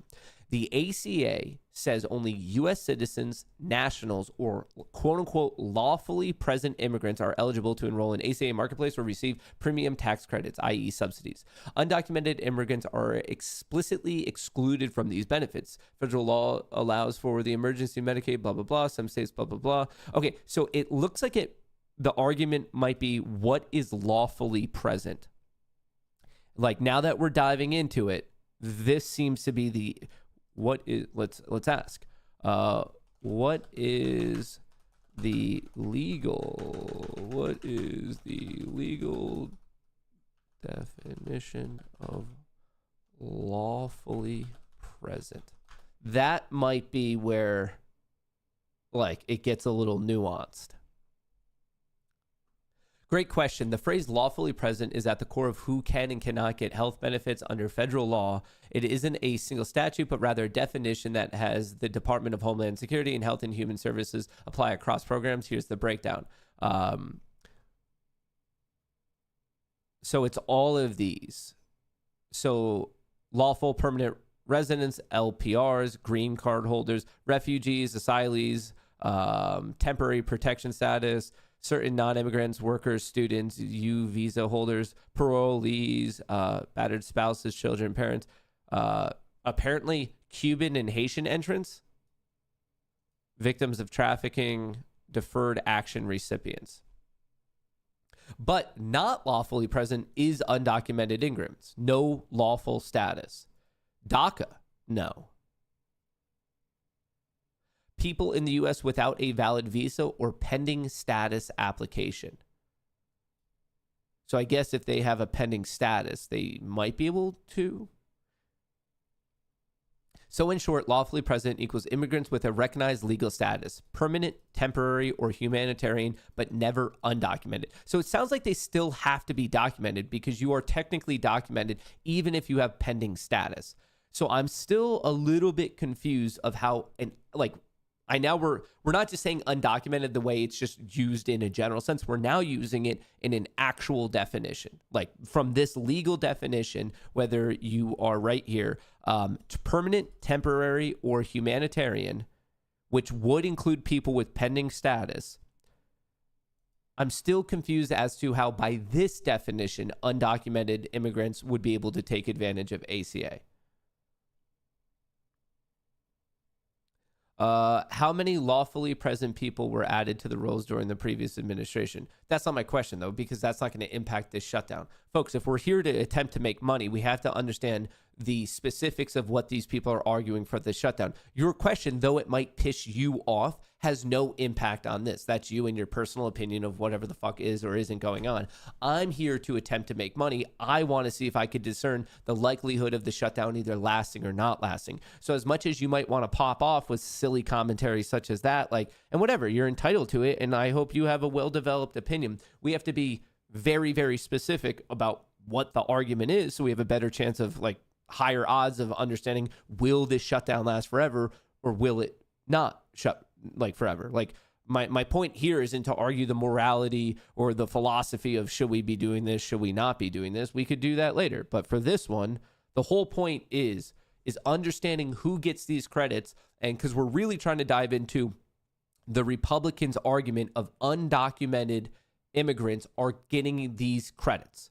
Undocumented, from a legal definition, someone who doesn't have permanent, temporary, or humanitarian status as an immigrant. They're arguing people outside of this cohort, outside, as in no pending status whatsoever, are somehow receiving these credits. My question is, how are these people receiving these credits? Having a driver's license doesn't mean that you are a documented immigrant. So this argument of having a license, you can get a license in a country without being an immigrant of that country.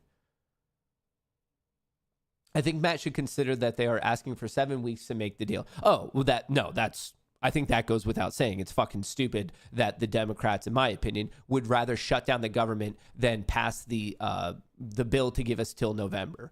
And as Speaker Mike Johnson said, the Republicans, when not in control, did afford the Democrats that many, many times. Well, I shouldn't say many, many times. There are multiple times on record which with the Republicans, when not in power, did pass a kind of a stopgap bill just to keep the lights on. So I do believe it's a little bit fucked up on the Democrat side to not extend this into November to give more time for everyone involved.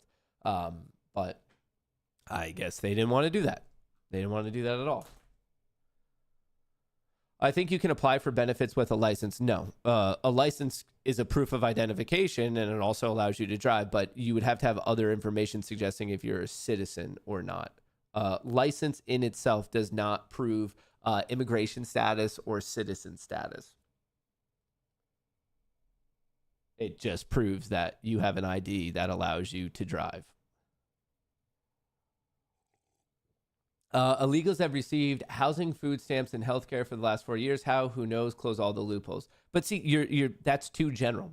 You have to think about this very, very specifically. I feel like I'm doing the job that high school should have taught you guys of how to actually complete an exercise of critical thought. Right there.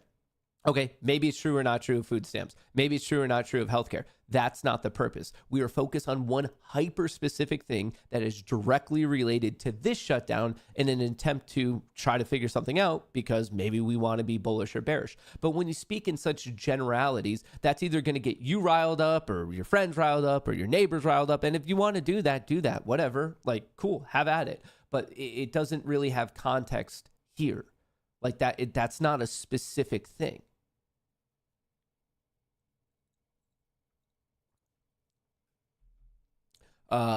The system is too easy to fraud. Is that true? I've personally never attempted to try to commit fraud in the healthcare system, so I don't know if even that's a true statement or not. It might be true. It might not be true. I don't know. States give it to illegals and then go through federal match program. The states get paid back. Oh, so you're saying on a state level, you're saying the states are lying to the federal government? As in the states give it to undocumented immigrants, and then the states are paid back via the federal government, and the federal government isn't aware that the benefits were given to an undocumented person? Like that's what you think is happening? I think they want new funding for illegals specifically. I don't believe that they are asking that. Are the Democrats asking for undocumented immigrants to be covered? Let's find out. I don't know. Are the Democrats asking for undocumented immigrants to be covered? Matt, it was voted on and went through during the Biden administration. What was voted on and what went through? It. The bottom line, it.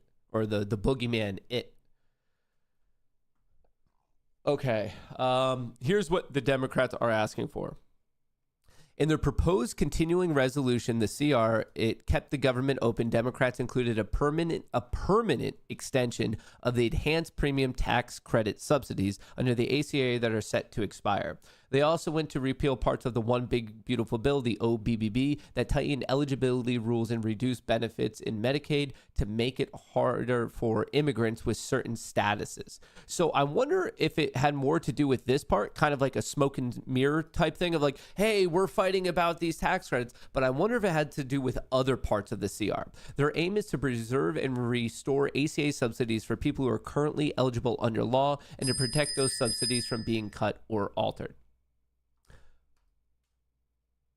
We are getting a breakout of something. We just took out the post-market high in the S&P 500.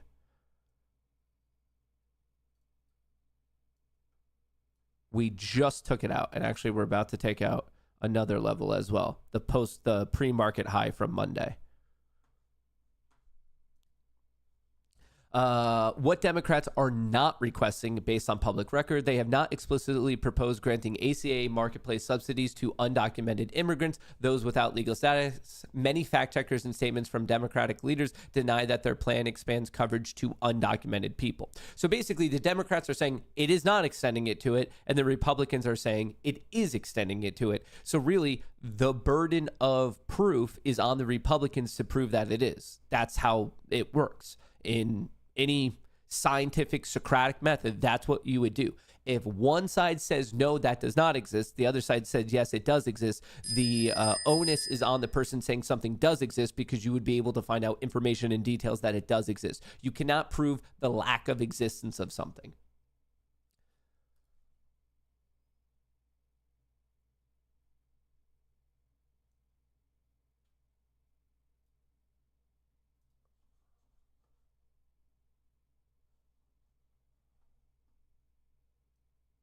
Hang on, I'm just updating my position. So I'm up 2.5K on each account. I've locked in 700, and like I said, I have a runner, so we're lit in the runner run. Current federal law prohibits undocumented immigrants from getting ACA subsidies, Medicaid, CHIP, etc. Some Republican leaders allege Democrats propose include free health care for illegal aliens, but these leaders are using that as political rhetoric. Okay. So yes, Democrats are pushing for expanded or permanent ACA subsidies and for the rollback of stricter eligibility rules introduced. I wonder if this is the real sticking point. And now this is getting a little tinfoil hatty for me, but I almost wonder if the Republicans are more pissed off about this, the repeal of the One Big Beautiful Bill to tighten eligibility rules for Medicaid and whatnot, but then everyone is arguing it has to do with this. Like, I wonder if it's a classic smoke and mirror type of a situation. The claim that they are demanding healthcare for undocumented immigrants appears to be political exaggeration or rhetorical framing used by opponents. It definitely has that bit of vibe. But someone brought up an interesting question. Hang on, where was that? Yes, undocumented immigrants can go to the ER in the U.S. Hospitals are legally obligated. Yeah, but that has nothing to do with this. like I think people are trying to make points, but they realize that their points have nothing to do with this. No part of this shutdown, no part of the medical care system is currently arguing undocumented immigrants can go to the ER. We know that that exists. The left knows it exists. The right knows it exists. It has nothing to do with the ACA. It has nothing to do with these tax credits. Still, you guys are like so easily going off like a different tangent here and realizing it has nothing to do with this particular shutdown at all. But someone, oh, right here. What about medical aid matching going to illegals, i.e.? What about Medicaid matching going to... Okay, let's see this. I just copied and pasted your question. That's a sharp point. It touched on the difference between federal Medicaid funding rules and state choices like California expansions. Let me break it down. Federal law and Medicaid matching. Medicaid is a federal-state partnership. States administer the program and the federal government matches eligible spending. But federal Medicaid dollars cannot be used to cover undocumented immigrants except for emergency Medicaid, ER, labor, and delivery. We know that. Certain public health services, immunization, and communicable disease treatment. Okay. State-funded programs for undocumented immigrants. California, New York, Illinois, and a few others have gone further with their own state funds to provide more comprehensive health care for undocumented residents. These programs sit outside the federal Medicaid matching state. So that's basically why in these states, all of your taxes are higher because this is an extra program you are paying for. The One Big Beautiful Bill Act passed earlier under Trump reduced federal reimbursements to states that try to blend undocumented coverage with their Medicaid systems. So I honestly, the more that we're going into it, I think it has a lot more to do with this rather than like how it's being, I guess, pitched. But the OBB, I think it has a lot more to do with this. Democrats in the current budget fight want to repeal these restrictions. In other words, restore higher federal Medicare matching states rates to the states that are expanding benefits to immigrants, even if those include. So, yeah, I actually, now that we are more and more diving into it, I think this is the real thing that people are pissed off about. Or when I say people are pissed off, I think this is the piece of information that the Republicans are holding on to and saying, if you go through this, I guess, pathway, eventually benefits are being given to undocumented. So you have to take multiple leaps, but it doesn't necessarily seem like they're completely making it up. It seems like when you dive down this right here, Democrats in the current budget fight want to repeal these OBBB restrictions. In other words, restore higher federal Medicaid matching rates to the states that are expanding benefits to immigrants. Republicans frame this as Democrats demanding federal money for illegal immigrants' health care. Democrats frame it as letting states spend how they want without being punished. But technically, yes, restoring matching funds would reduce the financial penalty on states like California. This is it. Interesting. I actually think this has a lot more to do with the One Big Beautiful Bill Act than anything else. I think this has a lot more to do with this. Federal law still bars direct Medicaid matching for undocumented immigrants' benefits, but Democrats want to undo Trump-era cuts that penalize states like California for running their own expansions. That's where talking points like Medicaid matching going to illegals comes from.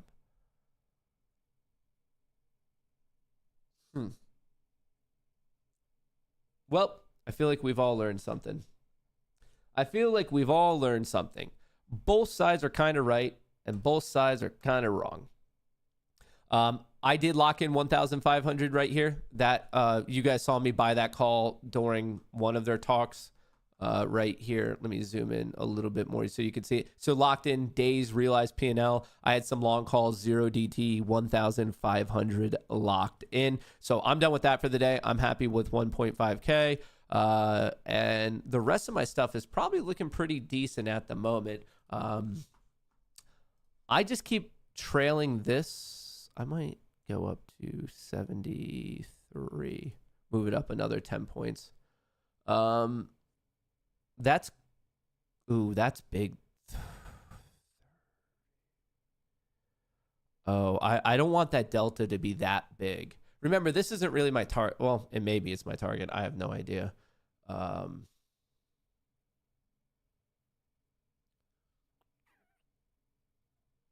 800.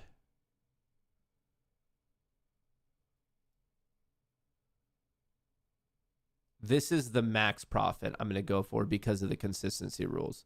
But in reality, there's a better chance than not that my stop gets hit.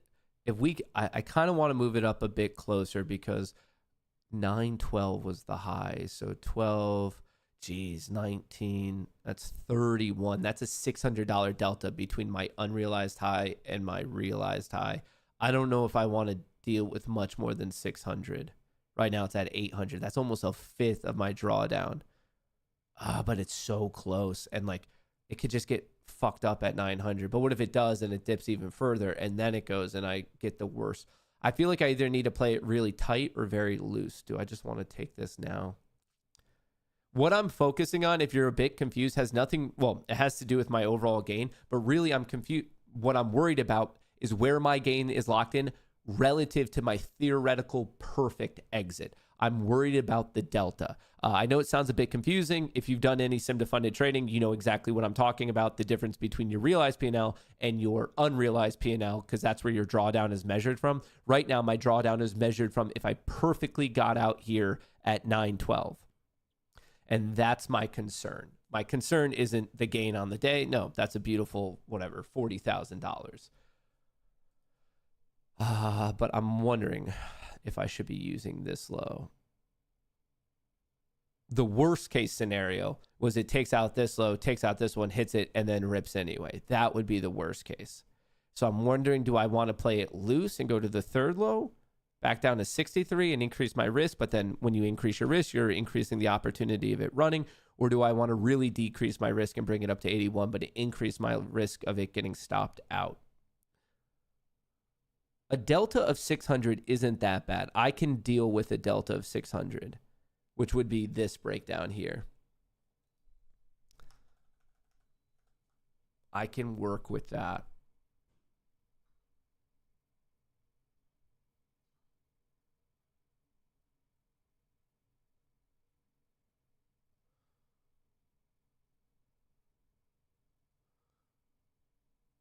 Fuck, I don't know what to do. It's going to be a little bit of luck, folks. The SPY ran right up to that closing value from yesterday. So, like, right, we ran into resistance. The question is if it does bounce, is it going to bounce soon? Fuck. We're pushing. Do I just want to take this now?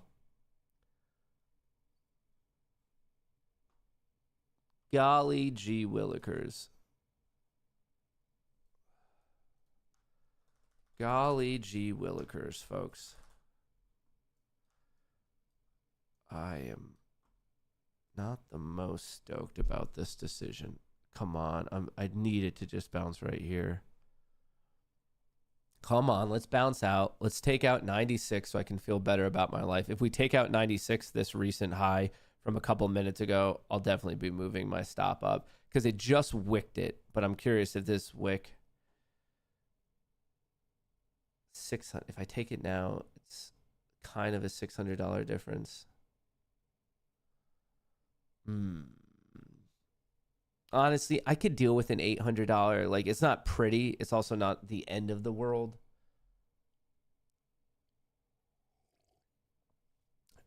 I'm not so sure I want to let it go for. I'm just hoping that 80, we have some buyers stepping in.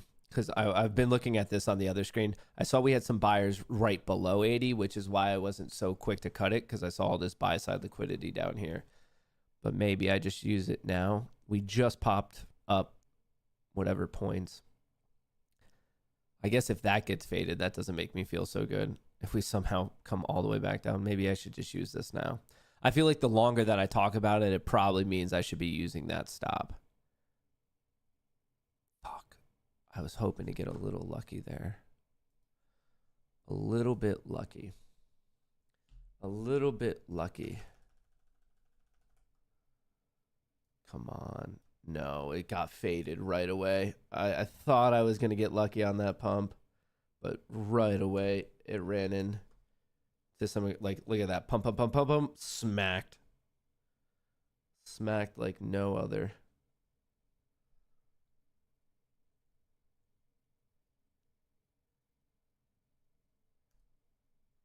Fuck. Vol's picking up. You can see it's getting more jumpy for sure.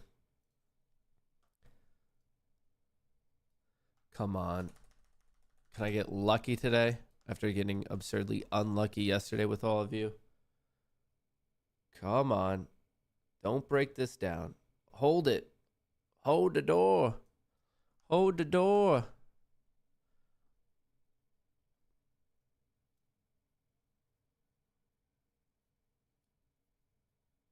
So if I move this now, it saves me $5. That saves me $100 if I were to move it. Is that worth it? Maybe the question is it worth it? It's more of if we break that down, is that a legitimate change of trend? I'm just this 900. I'd feel good if we take out this high, 96.50. I'd feel way better taking out 900, but I have to just be it feels like I'm about to get clocked. Fuck. I'm just trying to be mindful of the fact that the SPY ran right up to the closing value, try to go from red to green, got smacked, and same thing with the Qs, red to green, and it's running to issues. The last thing I need is for this recent low to crack, and then we give back like 30%, 50%, and make the base there, and then go again. Like I'm basically trying to say, don't come back at all. Unfortunately, it's not looking so good for your boy. I'm right on the edge here. Oh, it's a tough one. I'm basically saying that this has to be the low, that 1046. Actually, I do have the bullish periods of the day. The bullish periods of the day are more between 11:30 and 12 on a day like today, which means I am 40 minutes away from that period. So that sucks. So I'm really just trying to get lucky here. Well, it's going to be what it's going to be. At most, I'm only giving back $200 more. So I'll make 1,900 will be the worst case scenario. Which is a bit of a bummer because this was quite the pop. So 20, 30. Yeah, I'm giving $700 is going to be my delta. So I'm giving up $700 of buffer. But the trade-off is this is the bottom and maybe it runs and I could get this fill all the way up here at 40. That's the trade-off. It's that unrealized buffer. The unrealized drawdown. It's going to be the bane of your existence as a sim-defunded trader.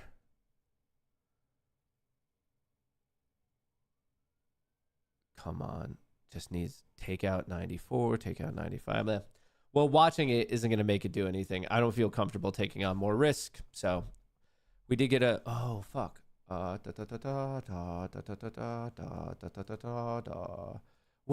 are you? Where the fuck is Piper? Piper just fired. If you're in the Discord, Piper has fired for the first time in a hot minute. First signal of October. October 1st.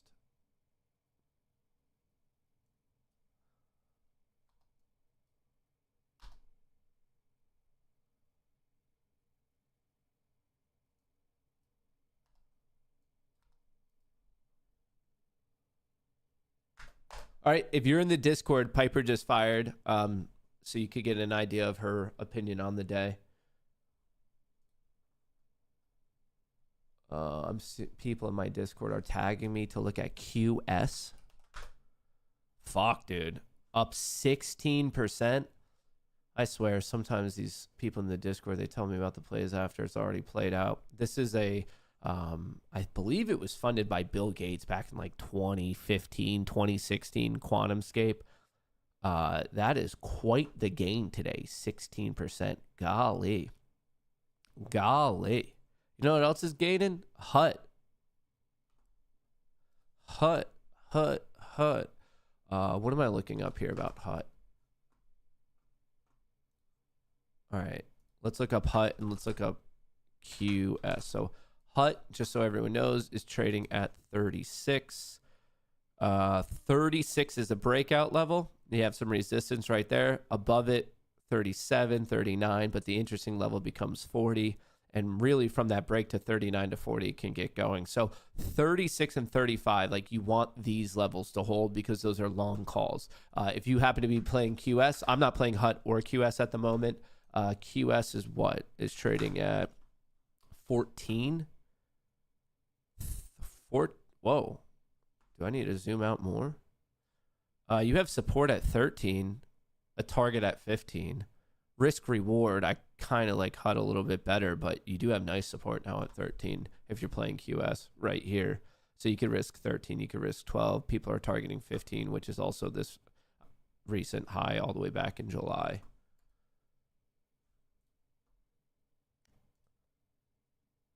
What level did I say people are? Do I want to play HUT? I don't think I've ever played it.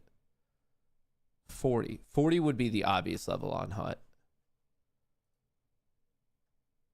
That's what people are playing. But we're at the breakout now. Is it holding the breakout?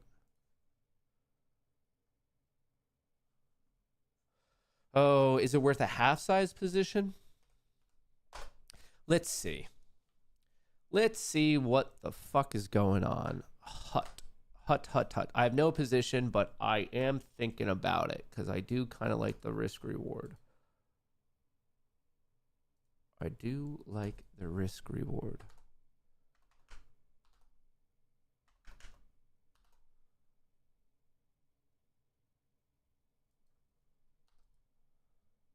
Huh. All right. I'm putting it in order just to see if I get a fill. Nothing too crazy. If it gets filled, if it gets filled. Looks like I'm getting pretty fortunate on Tesla. I'm going to be that guy, but I told you. I've been calling it out. 16K I'm pushing. I'm up almost 100%. If I wanted to, I could dump half and have a freebie play. It's gained 8.8K today. Total position is up about 16,000. So we've talked a little bit about that. We've also talked a little bit about Oklo I'm down on, CoreWeave I'm down on, Palantir I'm down on, HUT I got a partial fill? What the fuck? Okay, we'll see how that, I don't know what the fuck's going on there. I'm confused.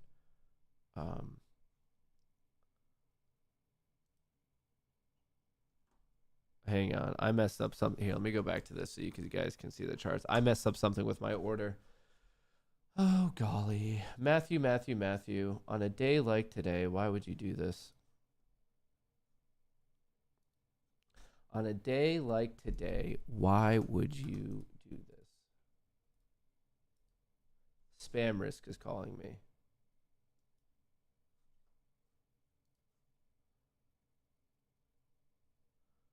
Am I fucking this up? Okay, no, it's showing that I got a fill. Whatever. I guess it is what it is. But right now, Tesla's my strongest play. Man, spam risk really just keeps calling me. How's this position looking? Tesla's going. Palantir's finally looking good. Hood's taking a weird breather today. CoreWeave pushed back green. Microsoft's a bit red. Here, let's go to the 5-minute on all this. Very quickly, remember, description of the video, pinned to the top of chat, bookmap. There's various plans, but that's what I use to see the buy side and sell side liquidity. Pretty cool tool. Remember, if you want to see the options flow, the stuff that I use literally every single day of trading, whether it's the flow or those key levels, I don't understand how people would trade without this, but if you want this tool set, 80% off with Spot Gamma, also in the description of the video. And if you're looking to do sim to funded, right now, Take Profit Trader is the current best deal, 40% off with that code Goonie. The Apex deal, unfortunately, did go away yesterday, so I like to let you guys know where the current best offer is. Then the current best offer, Take Profit Trader, use that code Goonie. I try to use code Goonie for everything just to make life a little bit easier. Just to make life a wee bit easier. What was I doing here? So we are successfully outside of the transition zone, but we're coming up to this region of resistance between 85 and 91. So this is going to be the next stand. This is going to be a Gandalf situation where it's going to be a tough break between 85 and 91. If we get it, we're talking about 700, which is going to be a huge level. And then from there, I have some other reach targets. Feel free to write these down. But this is a giant battle. If the bulls win it, we have another setup to 6,700. By some miracle, I was literally about to say I wasn't knocked out, but it's funny as I say that, it literally just got tapped again. So that doesn't make me feel the best. We are struggling at 900. Come on, can it break? The high is 912. What's nice about this is if we break 900, I could move my stop to like 90 and then shave off some of that delta drawdown. I got real close to getting knocked, though. Come on. This is the battle of 24,900. And if this goes, we really might be talking about 25,000 flat today. I feel like I have one more position. Oh, it's on my other account. Hang on. Hang on. Hold your scooter, folks. Hold your scooter. I do have one more live position, which is what? Which is what? Positions. What's my password? It was looking better yesterday, but it's still looking fine today. Hang on. I'm just cleaning it up so it's a little bit more readable. All right. Oh, you guys can't see it. Sorry. Right here. I do have SPX calls as well. So this is my second best position right now, up about 13K. Yesterday it was up 20K.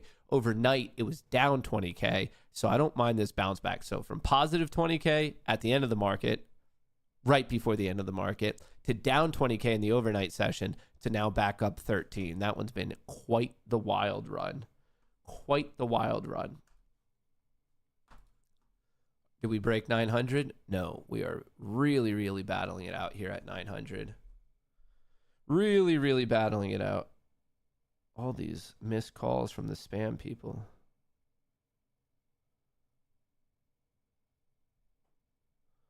Oh, fuck. All right, folks. Well, I have a little bit of extra time, so are there any questions on Bookmap? They are a stream partner. Like I said, are there any questions on Spot Gamma? Is there any questions on Take Profit Trader? Is there any questions on the Goonie Discord? If you want to join up with that, it is pinned to the top of chat. First month is free anyway. Just put in that code Goonie. Any questions on the Gamma levels? Any questions on my current positions? Any questions on... I don't fucking know. Do you guys have any questions? Any questions on National Treasure? 1 or 2? Palantir getting an alert there. Palantir taking out that high.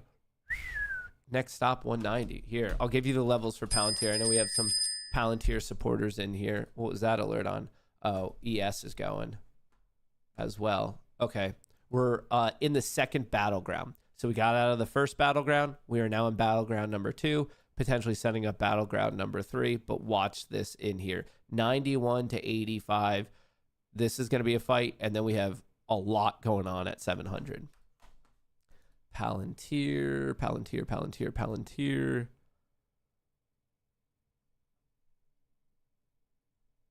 200.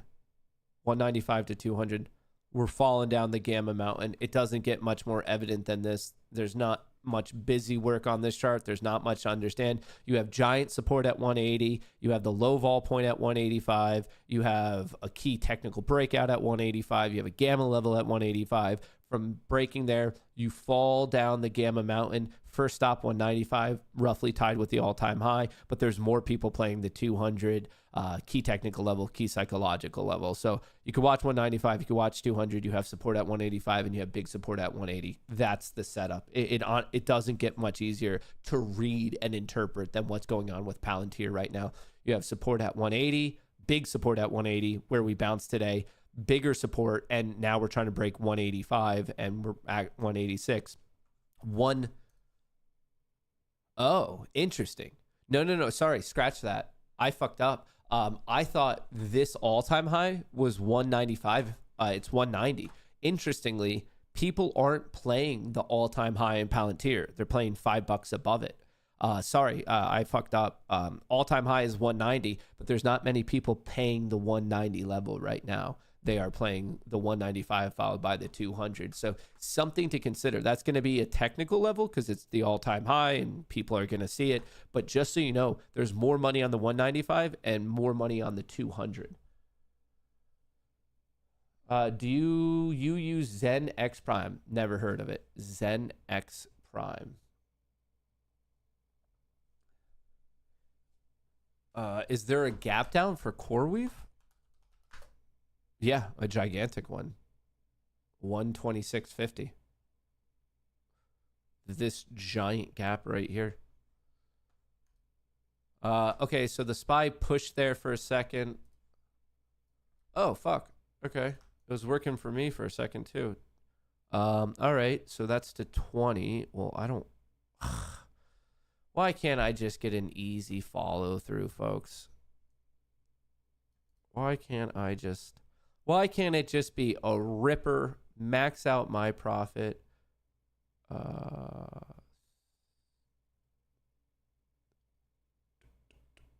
Hang on.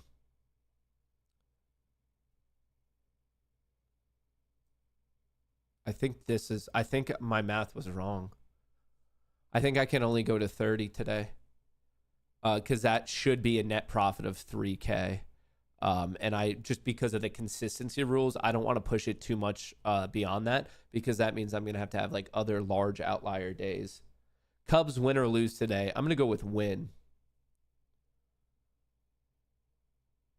Are your Tesla levels the same? No, they've moved. They moved higher up now. There's quite a few people playing the 500s. But there's some good interest in like the 70s, 75s. It's slightly, the gamma structure, the negative gamma structure is slightly shifting upward. Fuck. How do I want to use? So this is already a $400 pull down. This is a $600 pull down. This is a $650.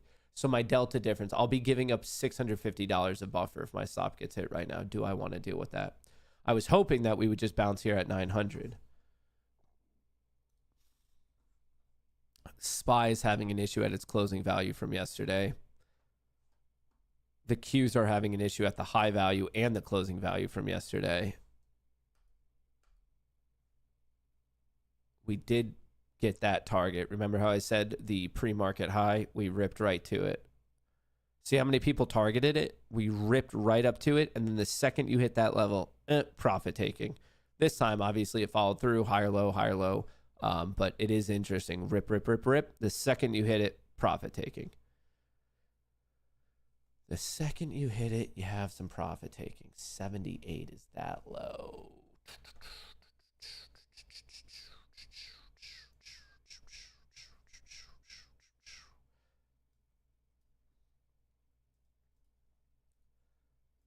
Oh, how do I want to do this? Yeah, we got literally into the middle of this chop zone. Battleground number 2, we pushed perfectly into the middle of it, and then you had some profit taking. Look at that. You ripped up to it and profit taking. You ripped up to it and profit taking. The question is, can we just withstand this profit taking? That's not so bad to risk off of. I don't mind that. Risk 94. I don't mind that. All right, whatever. I know I'm getting really close at this point, but whatever. I mean, I just don't want to have to deal with such a delta on these accounts, the delta between the realized and the unrealized. So at this point, it'll be 25 points, $500 of delta. So instead of having $5,000 to draw down, I'll have $4,500. And hey, sometimes that's just life. Sometimes you have to just fucking deal with it. Sometimes that's just life. So I hope it quickly pops up to 20. 30. I don't think there's necessarily anything special about 30. It's just where my net gain on the day is 3K per account. And I'm trying to be mindful of the consistency rules where I don't want like one of my individual trading days to be like a gigantic amount of my gains. So I'm just gonna that's it. I don't see anything special at 30. Just because I'm getting out at 30 doesn't mean it's necessarily appropriate for you to get out at 30. I don't see some massive wall here or anything like that. It's literally just some quick mental math. My gain should be roughly around 3K, and I'm happy to get out at 3K.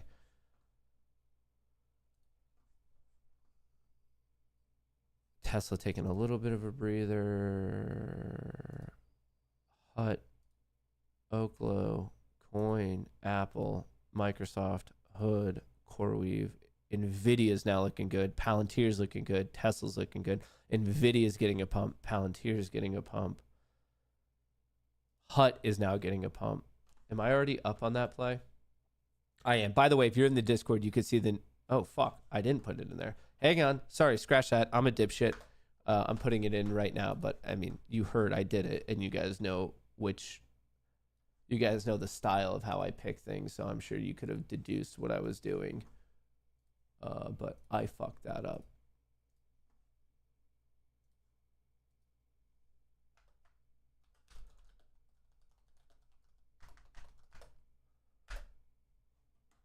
All right, it's in the Discord now. Did this go?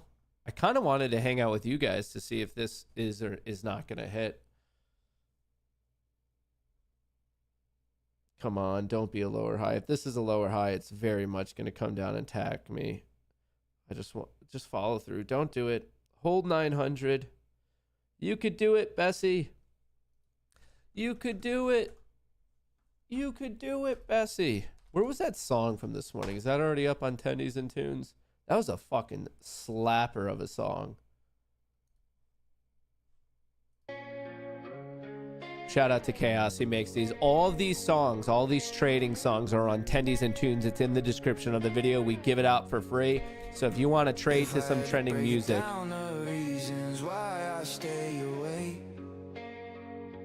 Number one's the endless cycle of the choices that I fake. Number five's a late night spiral scrolling through my phone. And somewhere in the middle is a fear of being all alone. My calendar's a battle zone. My coffee's gone cold and my dreams feel like a sweater that's unraveling with holes. It's like a freight train slamming on a rickety track or a kite in a hurricane. It won't come back. I'm stuck. I'm strung out. I'm a little offbeat. No. But I'm still tapping my feet.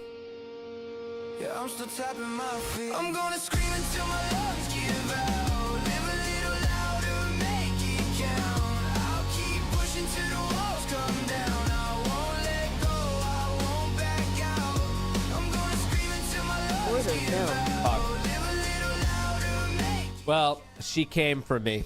She came for me, and now that's probably the point that it's really gonna fucking rocket. It's just I couldn't risk the delta getting worse, which if I were trading my own account where I didn't have to worry about like the consistency rule and the drawdown and that stuff, I would actually have my stop at the break even, the first one from this morning. I would let the runner truly run.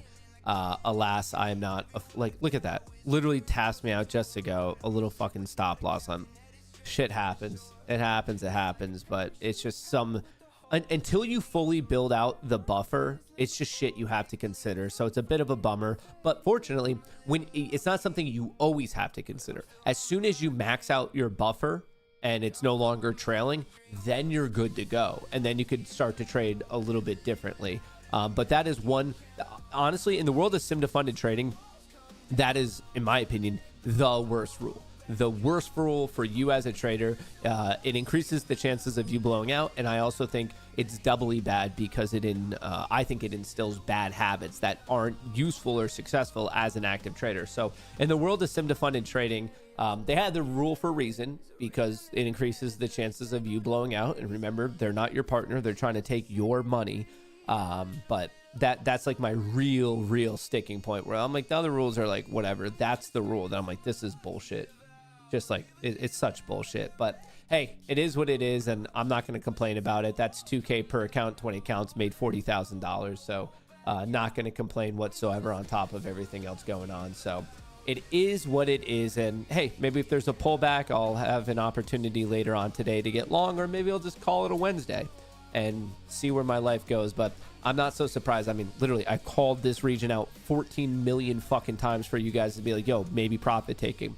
If we have a higher low and we give another test, yeah, maybe then I'll re-enter, but I'm only going to do it if I could take advantage of a low risk opportunity. Any hoozles, that's what I have for you. Shout out to Bookmap, pinned to the top of chat in the description of the video. Same thing with SpotGamma, same thing with Take Profit Trader, which is currently the best offering for Take Profit, or excuse me, for sim to funded trading. So we'll be posting an update video later on today, and then we will be streaming once again tomorrow morning. So make sure your notifications are on Rumble, on YouTube. Don't forget to subscribe, hit that. It is completely free. Turn on those notifications. Update video coming out tonight, streaming once again tomorrow. And depending on my mood or not, we might be doing like a little bit of a specialty giveaway either tomorrow or Friday. So we're going to see how that goes. I hope you guys are crushing it. I hope you're making a fuckload of money. And if you want to hang out with other traders, that's exactly what the Goonie Discord is for. I hope you have a good one. I appreciate all the good vibes. I'll catch you guys later. Peace.